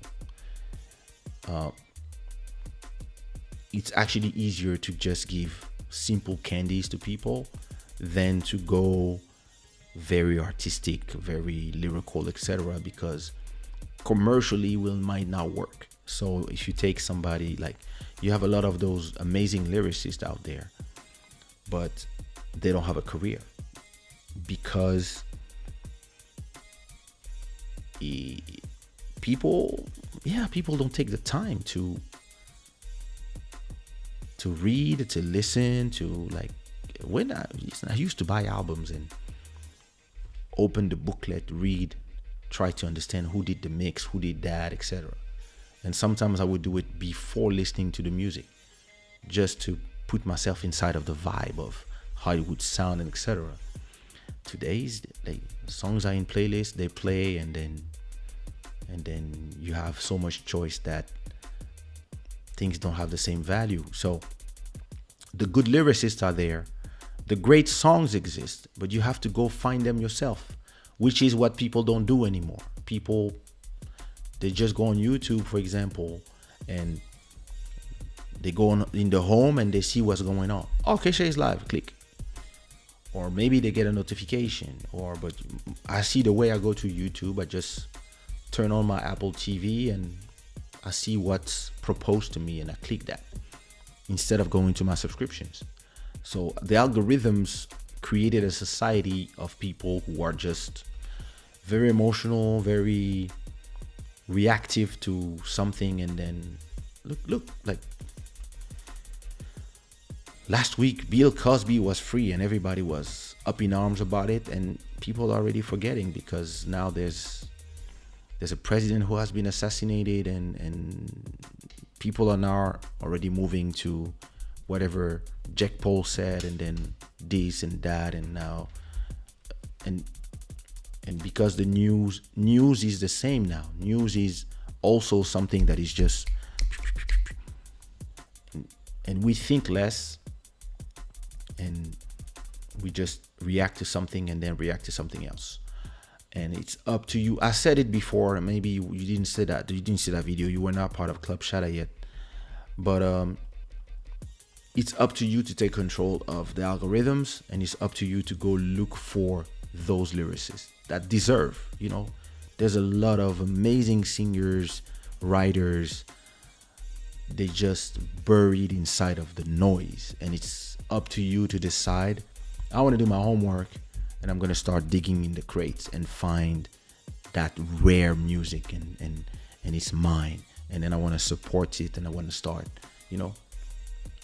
supporting, give some super chats, whatever, etc.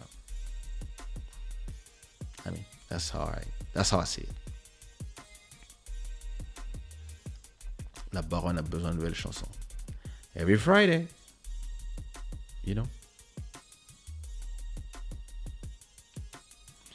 So yeah. But anyway, that was a great subject. Shada. What do you think? If you agree with me, or if you understand what I mean, put some hearts in the chat. I want to talk to you about thank you so much. I want to talk to you about what was the title of today's episode? Mind over money. And it's interesting because it ties to what we've been talking about. I really believe that your relationship with money might also determine your success or not. I believe that a lot of people have a strange relationship with money depending on the society where they live. Like, my story. My parents had a lot of money when I grew up, and I grew up in big houses, drivers, people working in the house. back in Africa. And when I arrived in France, so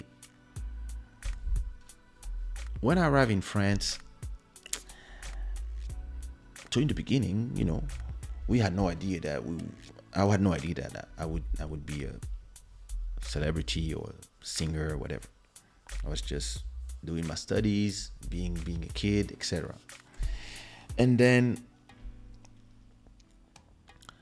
when I started getting into rap, and people started inviting people in my house, because I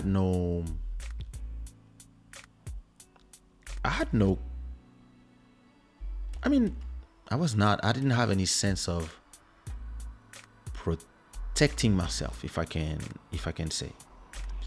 So I would invite anybody at the house. And so I started inviting rappers, people that I was working with to make beats, etc. And every time they would come to the house, they would be like, yo, how you live in a big house like that in the middle of the richest neighborhood of Paris? And listen, I had no idea. For me, I was like, hey, we're all the same. It's all love. We all love the same music, so we are the same. But then people started hating. People start telling me that I didn't deserve to be a rapper or a singer because I was not from the ghetto and I didn't suffer. And it's a mentality that I discovered in France. The idea that when you have money, even if it's not your money, it was not my money, it was my parents' money, right? But if you don't suffer and you have you live in a big house all your life and you have a huge family name, what are you doing in music? And you have this mentality out there in France, and it's probably the same in other places, but mainly in France, in my experience, where rich people can only be evil and people hate them, and people are kind of happy. They would be happy if you were not rich anymore. As if it would change anything in their misery if all of a sudden you were not rich anymore. So it's this thing where, let's say that I'm here and you are here. Instead of asking yourself, how did he get there? Can I at least apply what he did strategically, or maybe having mentor me or something, so that even if I never get there, at least I go from here to here? Instead of saying that, they rather pew, pew, pew, ah. And now if you both here, they're happy because they want you to be miserable as they are. They don't care about going up. They just want you to go down, and they don't know if you work hard to be there, or if somebody gave it to you, or whatever. A lot of people still believe that my whole success I owe it to my parents, because they paid for everything. They paid for the interviews, they paid for promo, they paid for whatever, when my parents didn't want me to make music. And they paid for exactly nothing. I completely did this independently. Of course, I'm super thankful for my parents for the education, for putting me in the right school. If I was not in those schools, I was not in that space, maybe I wouldn't be able to speak 9 languages. I wouldn't be as able to count in my head fast to do all these brain exercises, and maybe if I was too busy trying to survive, I would not have the time to pursue my talent, or maybe I wouldn't be able to buy my first sampler for my birthday. All these things, I understand that, of course, what your parent bring you is important, right? But when I was 20 or maybe 19, 18, I kind of became ashamed of who I was, ashamed of my name. I was ashamed of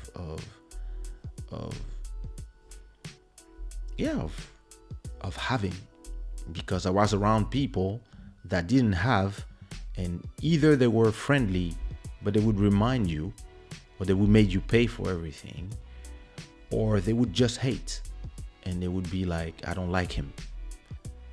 And me, I was like, it makes no sense. How can you not like somebody that you don't know? I don't like him. Those rich kids, now they want to come here and take our success. And actually, I was successful because of talent, but I was too young to understand at that point, and emotional, etc.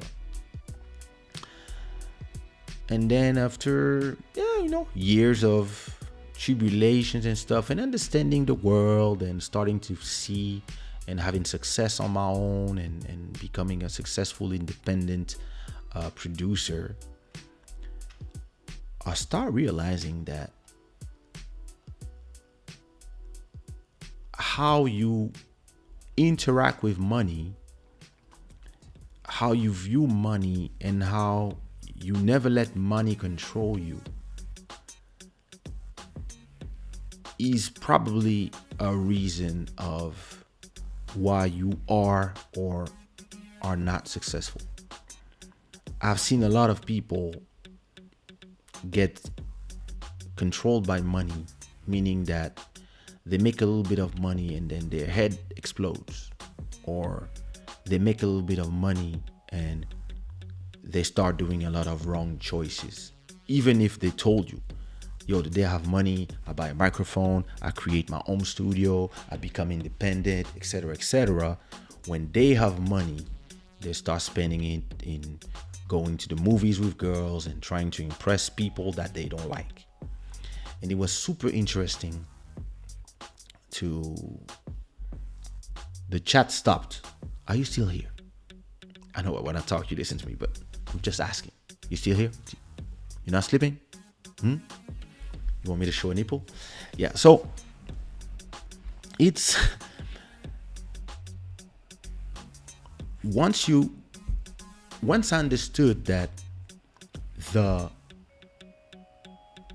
relationship with money changes a lot of things, and I understood it not just by looking at the way the French people acted around money, but also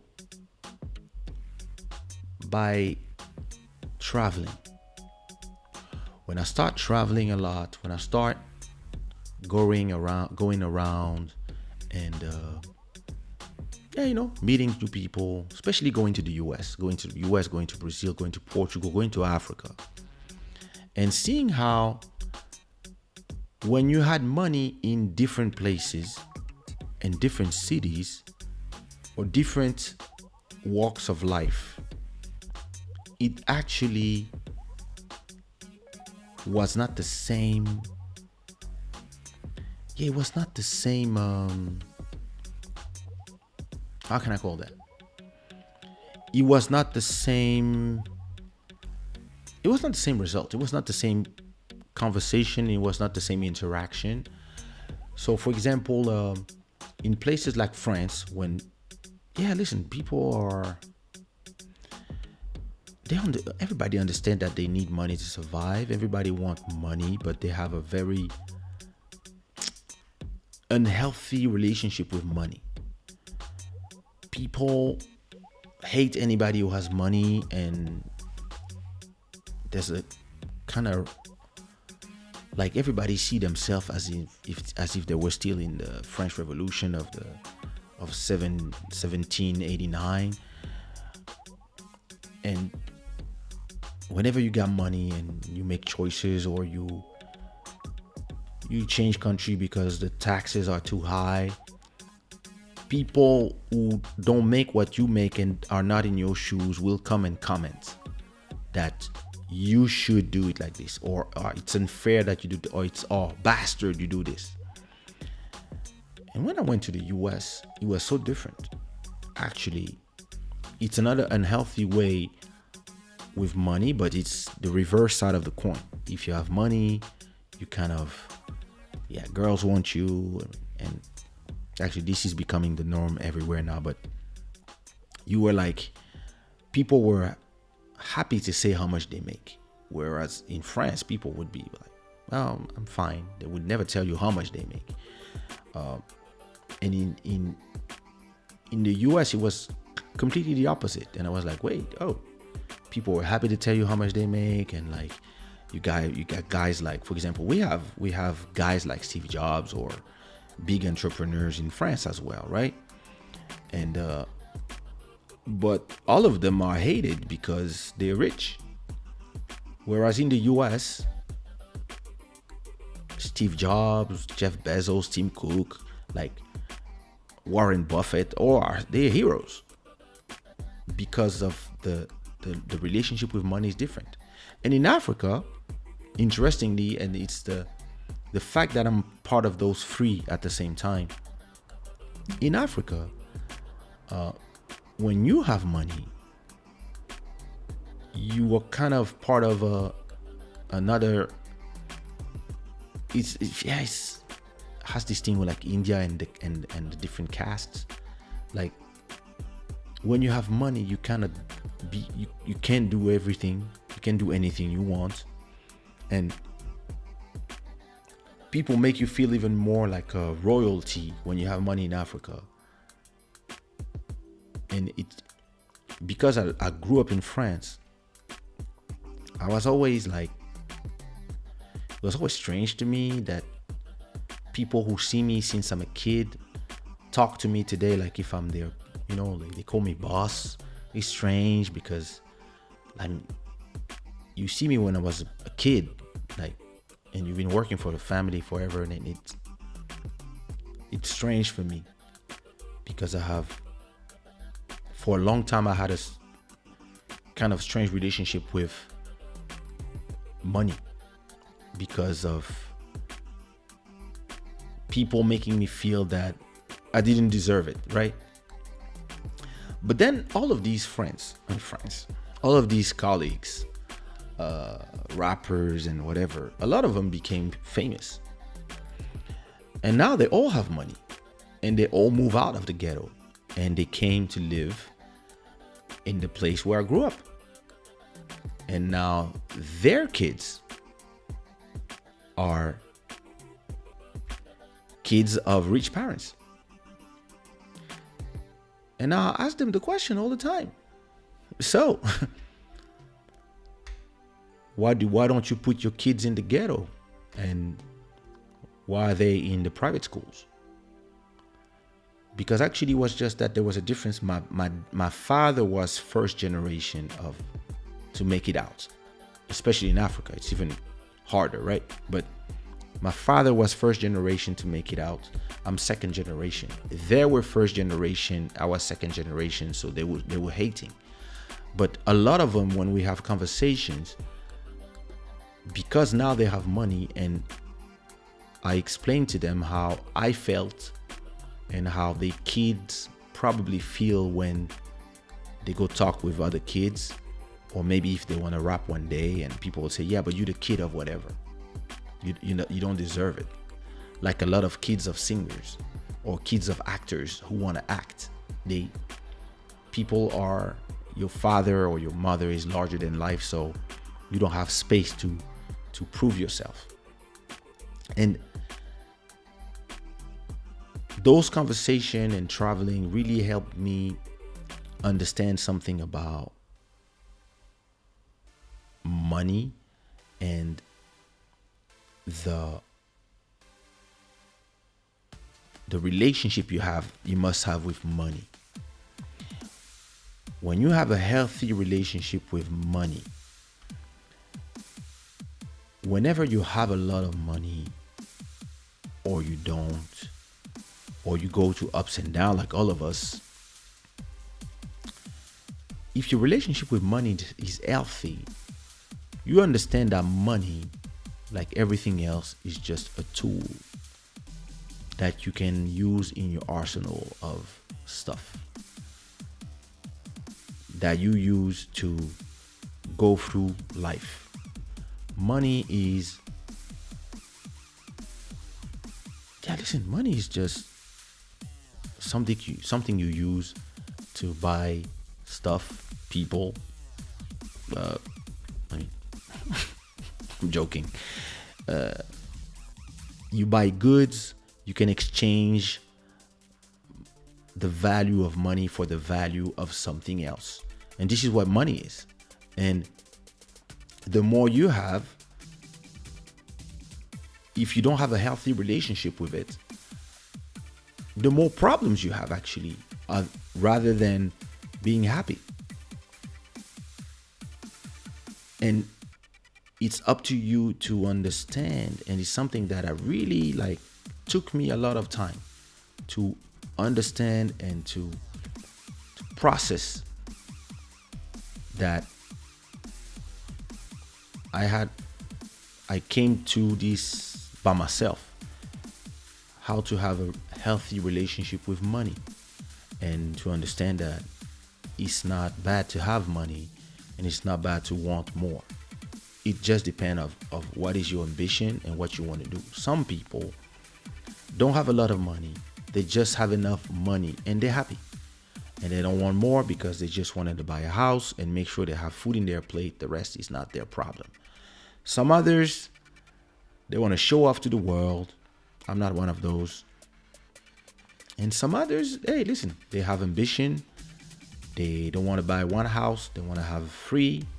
And the things they have in their head, they need more money to do them. So they just work to have more money. And I'm an ambitious person. And because I'm those type of person that whatever is done for me. But when I do something, I look at the next thing. And I actually always need more money, not because I don't make millions of money of euros or dollars yet. But whatever I make, I try to double it every 3-4 years. Not because of greed, because my lifestyle changes, costs more money. The type of houses where I live change sizes. The type of neighborhoods where I live are better and better. The number of kids I have is getting bigger as well. So it changes your lifestyle. And the ambition I have for the future needs more money, either generated or won, whatever is the way. And because I don't feel that I have to prove something to the people who don't love money or who have a unhealthy relationship with money, because they all want it, but they don't want other people to have it. But because I answer those questions for myself, I actually don't have a problem with money anymore. And I don't have problem not only with my own money, because I make my own money, but also with my parents' money. That used to be a point of contention with me and other people, whatever. Today, I'm really proud of what my parents have accomplished as people. I'm proud of them, and I'm proud of what they built and the things that they have, when a lot of people, they still are in this problem because of society, because of the things that is dictated to them by their friends and other people. And once you have this clear view for yourself, you actually live life differently, and you enjoy your money differently, and you know what to do with your money and how to invest it, and how to to make your money work for you. Because me today, what I really want to do for the next 10 years, I want to generate money that generate money. So it's a whole other conversation, but I see my songs as assets. So this you already know, and those assets generate money. The money that is generated, I use 70% to feed my family, to pay for my expenses, life, etc., etc. But I have 30% that I invest in assets that generate money themselves. Stock, crypto, whatever, housing, land, all these things. That's what I've been doing the last, I would say, 2-3 years, and that I plan to make my main business maybe in 10 years. And I just move like that. And because I don't have any more insecurities about having money, I don't need to show it to nobody. I don't need to brag about the money I make. And I make money while I sleep. That's where I am today. I don't need to make new songs. I could just go in my sofa, sleep, go in my bedroom, sleep, go to my other bedroom, sleep, and go in my kitchen, sleep, or on the floor, whatever, or walk in the streets. I would make money. But what is interesting today is that I don't have a problem with it anymore, because I don't have nothing to prove to other people. I could just stop and do, but it's so important to arrive to this Zen feeling with money, because the artistic world is very interesting, where everybody is trying to make it, and at the same time, everybody is hating you when you make it. And everybody's hating you when you make money. Everybody start telling you, like, even if you don't change at all, people will start telling you that you change. People will start telling you that, oh, you make commercial music now, or oh, it's all about the view. And you're like, what's wrong with all these people? It's so funny, like, when you navigate in this world of music and business, the amount of people who pretend to you that it's only about art. If it's only about art, sing in your bathroom. Don't ask for cachet when you perform. Don't go and give lessons or whatever, or do paintings and sell them. If it's really only about art, then yeah, go get a job and do your art on the side. But the moment you say that you want to make it and you want to live from your art, you don't even need to be a millionaire. Just you want to live from your art. You want to be able to pay your rent, to have like 3, 4, 5 rent in advance, to have enough money to feed your family or help your loved ones, etc., etc., etc. It becomes business. And a lot of people are scared to have these conversations with themselves. And for a long time, I asked myself, like, what is the problem? Because I've seen so many people fail, so many people be scared of doing what was needed to succeed. And listen, respectfully, not trying to push other people down, not all these things. Just do what it takes to succeed. Make the right songs to succeed. Understand that sometimes you have to do listen, if everybody is listening to Amapiano, do a fucking Amapiano. If everybody listens to reggaeton, do a reggaeton. Like, yeah, but my style is this. Yeah, do that too. But if your style that you love, nobody listens to it, then use the styles that everybody listens to fund what you really want to do. And then you can ping pong between commercial stuff and personal stuff, like I've been doing forever. And all this to me was very simple conversations that should not be, I mean, it's obvious for me. But then I realized that even after having the conversations, people would do the opposite. And I always ask myself why. until I understood. People have unhealthy relationships with money when the money is over their minds, when your mind should be over the money. When your mind is over the money, listen, the money is a tool like the rest. It's like, yeah, listen, I use money to do this, I use money to buy, to build this, to buy that. That's it. That's what money is. You don't use money to feel superior to other people.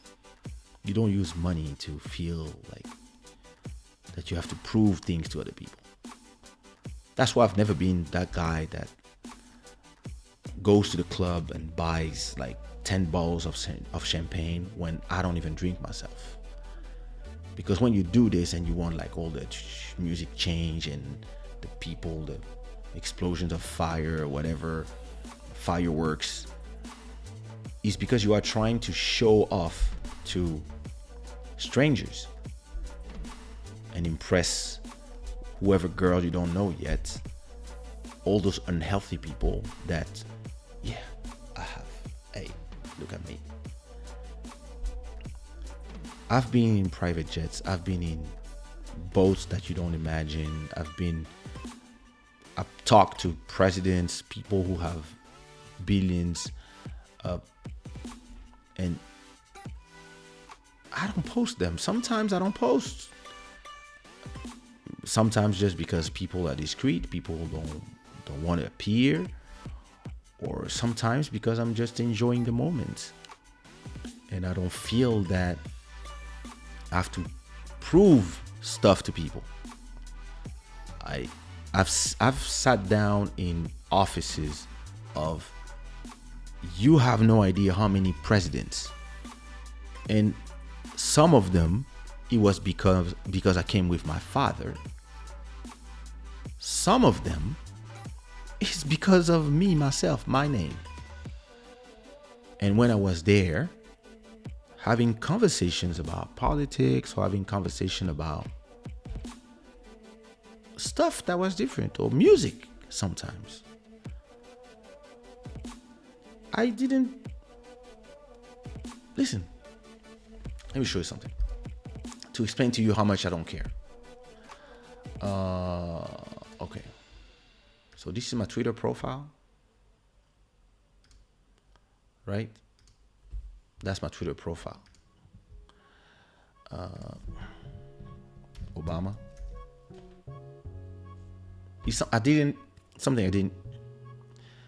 I found out, like, I didn't even know how, but look, this is Barack Obama. Follows you.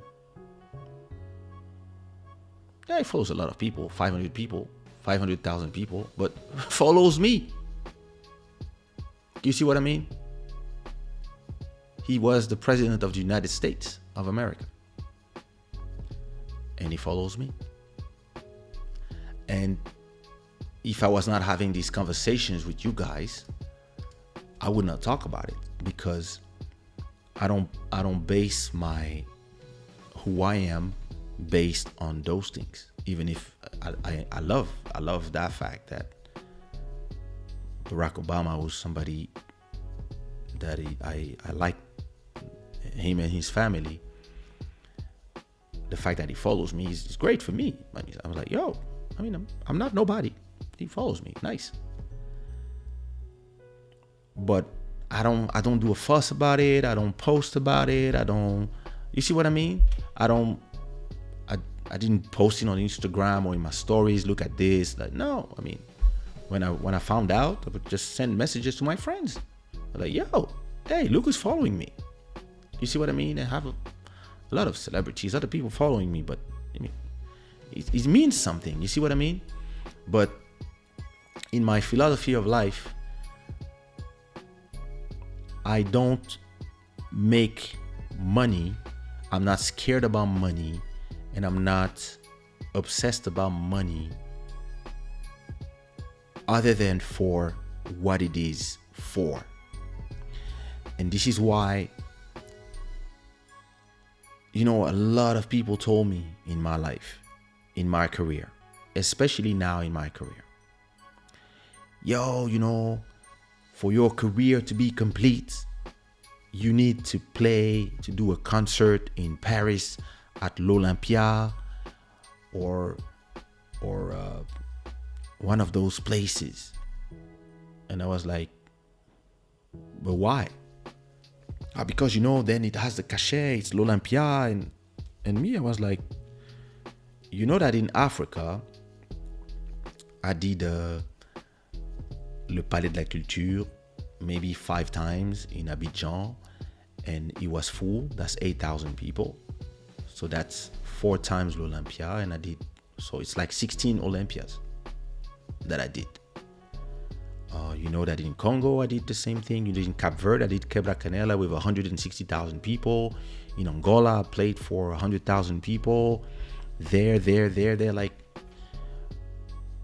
why does my career has a meaning because I do this place that is insignificant on the grand scheme of things to me, of what I'm trying to do and where I am in my life as an artist and as a creator and as a businessman. And it's interesting how people will want to, in their judgment of value that is probably lower than you, people think that doing this is, this is this for you. When for you, it's like, it's something I did 20 years ago. Like, I've been in those stages. I performed there. I performed them with MC Solar and Bambi Cruz back in 95, I think. Why do you think that in 2021, it's something that I'm excited about? Like, and it's the same thing with money. Some people, because of their unhealthy relationship with money, they're going to be scared to make money. But then they're going to complain about all the things that they cannot do, or all the things where their career is not taking them. And then when you tell them, hey, but why didn't you do this? They don't have a real answer. And on the opposite is the same thing. Some other people, they will do everything and try to screw everybody so they can get money. And then when they get the money, they will spend it on stupid stuff just to impress everybody that is out there that will look at you. They will take their phone. They will film the moment where your bottles are sparkling and arriving to the table. Then they will post on their social. They will not tag you. And then everybody will watch it in the morning, and then they will swipe up, and then the moment will be forgotten.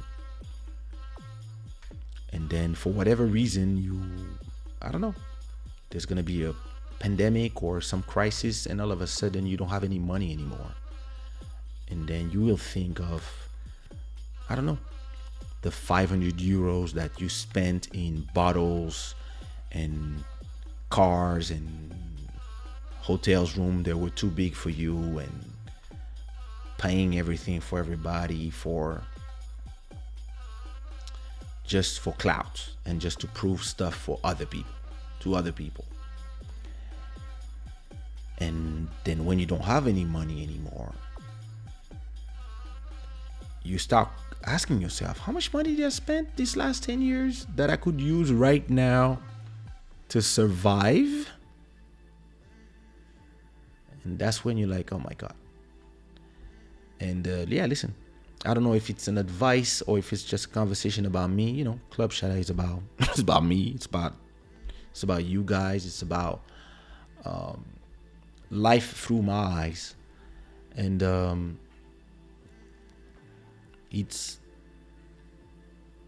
I believe that whatever you do, having a healthy relationship with your money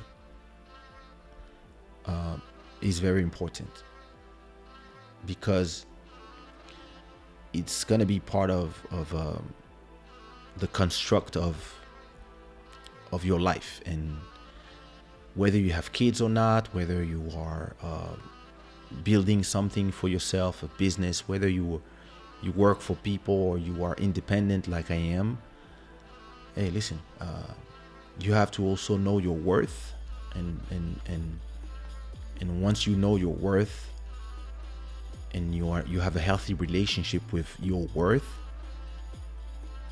you don't have any problem to tell people, hey, it's that much.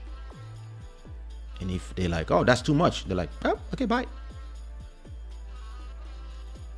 When other people, because they don't have this healthy relationship with their money, when somebody says that's too much, they go down until, hey, maybe you wanted 10,000 to perform in a wedding, and because people start explaining to you this and that, you end up asking 1,005,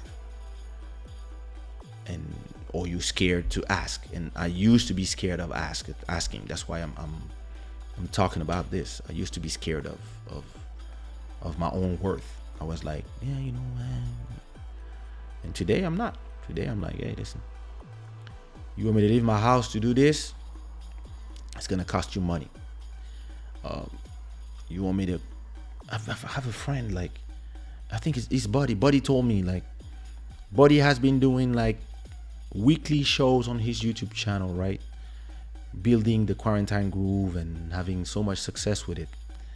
And some guy tells him, hey, I would love you to do a live show on my channel. And he was like, why would I do that? Yeah, you know, because I'm doing this, and you know, I'm gonna do blah blah blah blah blah. It's like, okay, how much you pay me? Oh, what you mean pay you? Like, well, listen, you want me to take out of the time that I'm gonna do on my own stuff, building my pyramids, to go help you build your pyramids, you're gonna have to pay me. And it's really about knowing what is your worth as whether you are a singer, a painter, a porn star, a stripper, a baker, a banker, a writer, a promoter. You have to know your worth, and you have to know the worth of other people, and you have to respect that.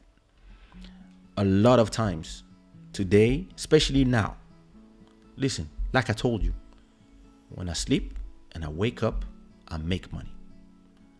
Every minute I make money because of the work I did for the last 25 years. So I'm in this position today that is not arrogant. It's just knowing my worth.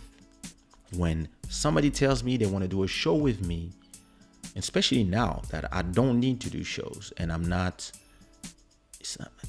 I'm not into it. It's just that, hey, it's done. I'm moving to something else now in my life. And so, anyways, listen, somebody wants me to do a show. It's something I love to do. I love performing, but today it's not like back in the days. Back in the days, I was like, hey, I prefer doing like, I don't know, I prefer making 1,500 after paying everybody per show, and do a show two shows every weekend, so that I can just explore the world and put my name out there and have people and perform. I love to perform. When today is completely different. I'm like, I'd rather be paid my worth. And depending on where it is, it's going to be a different price, of course, unless I produce myself. So sometimes I receive a message from people. Hey, I want to work with you. Want to do a show, that place. And I'm like, okay. In my head, I already have all the numbers of how much I sell per area. I tell them, okay, where? Belgium? Well, it's going to be that much. And then they say, oh, you know, you didn't do a hit for a long time, so you know you're asking a lot.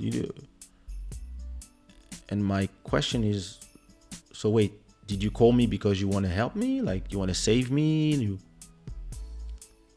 Because you're telling me that I didn't do new hits for a long time, but when I'm gonna arrive, you're gonna ask me to sing Love de toi, on dit quoi, One Love, Question My Heart, Bien plus fort que mes mots, the usual suspects. So why are you talking to me about new songs? You want to put Kaysha on a flyer so you can make money from people coming in. It's a business transaction. This is the price it costs. And if your argument for me to lower my price is it's a long time that you don't have a hit, then my answer to you is I don't want to work with you. And then I don't receive any email for a week or 2 weeks. And then they come back. Oh, finally, we accept your price. And I'm like, well, I'm not interested in work with you. I pass. Yeah, but why? I was like, because since the last 2 weeks that we spoke, I slept exactly, 9 times. And all the money I was asking you to go there and come back, I made that money already. So, yeah, I don't want to work with you. I don't have no new song. Bye. And it's a great position to be in, to be able to say no. But it's actually a better position to be able to know your worth, to know and to have a healthy enough relationship with money, numbers, objectives, so that when people ask you to deviate from your path, you have an asking price. And if they don't want to pay for it, peace. So yeah, listen, whatever is your line of work, ask yourself this question. How do I feel about, how do I feel about money? Like, is my relationship with money healthy? Am I mind over money? And hey, listen, put some Rambos in the chat. I like Rambos in the chat. If this conversation was interesting for you, I'm about to sign off. I hope you enjoyed the conversation. I love when I start talking about myself and nobody's saying nothing in the chat. Like, if maybe everybody's sleeping. I don't even know. But yeah, early yesterday I sent you a link on WhatsApp about how money is created. I think you should watch it. Oh, did you?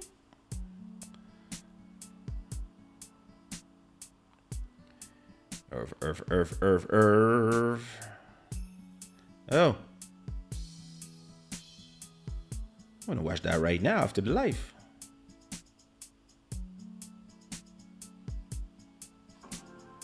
Oh, from my guy. I love Cold Fusion. So yeah, I'm gonna watch it. I'm gonna watch it soon as I'm done with the live. But I think I have all the answers. But about money, I think I might have seen that video already. But I'm familiar with all these, the money, the value of money, and what money is. Yeah, I am. But I'm gonna watch that video. Still, long time I haven't been in the Cold Fusion channel. I have another channel that I've been watching, and I'm gonna send you a link as well in it as a response, so you can check.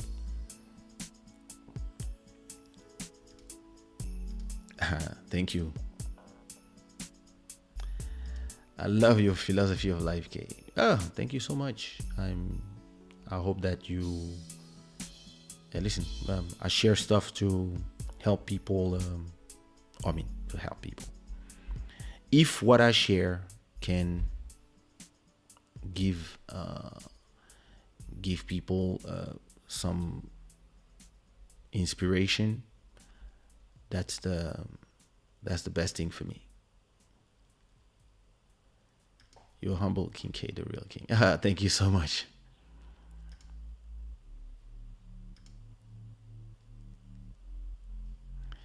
I was listening with my wireless headphones while doing some work around the house. So it's like a podcast.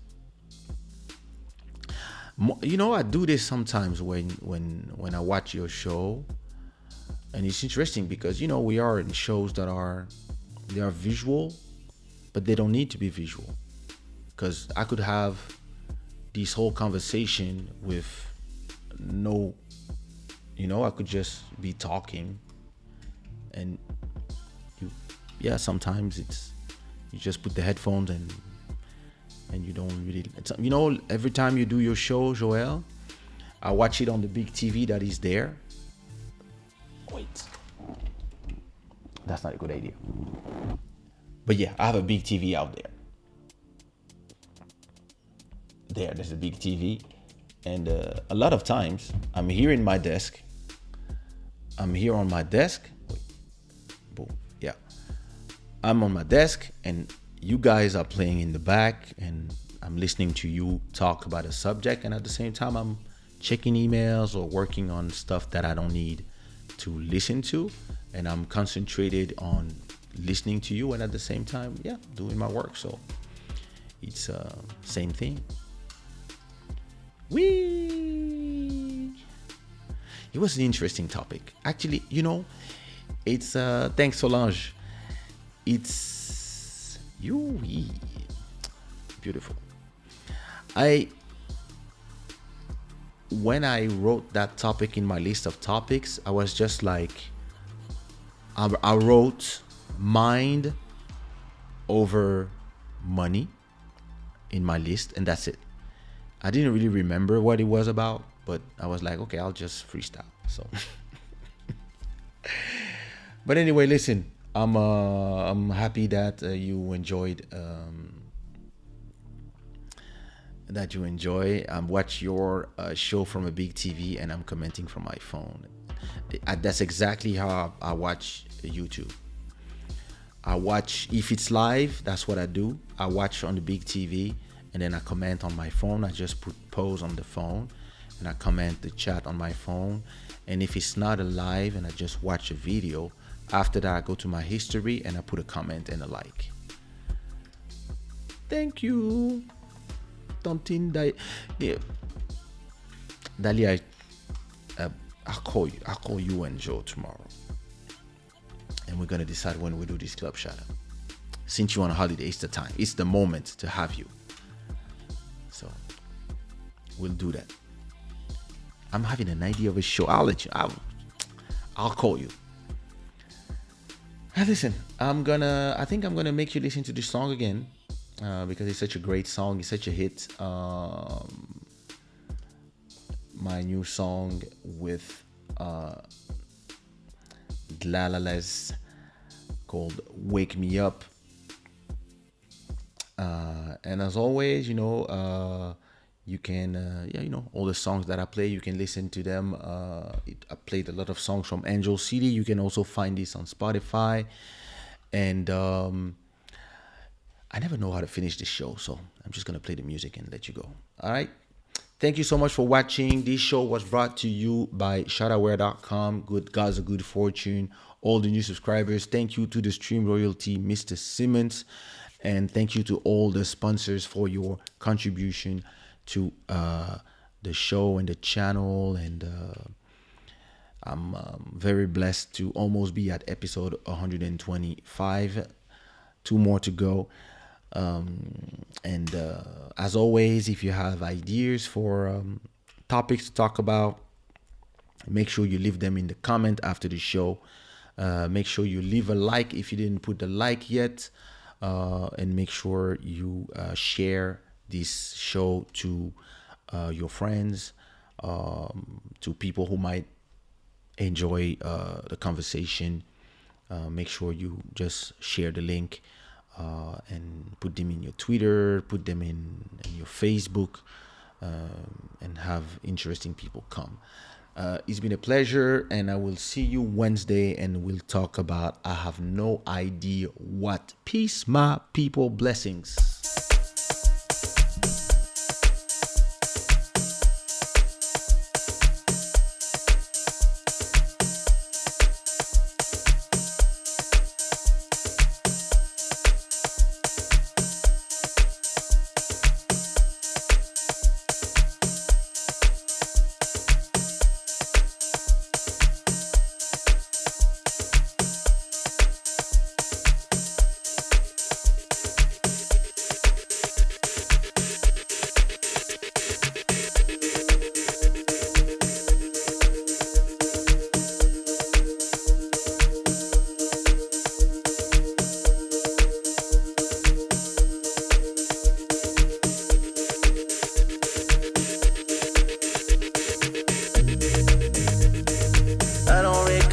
myself anymore.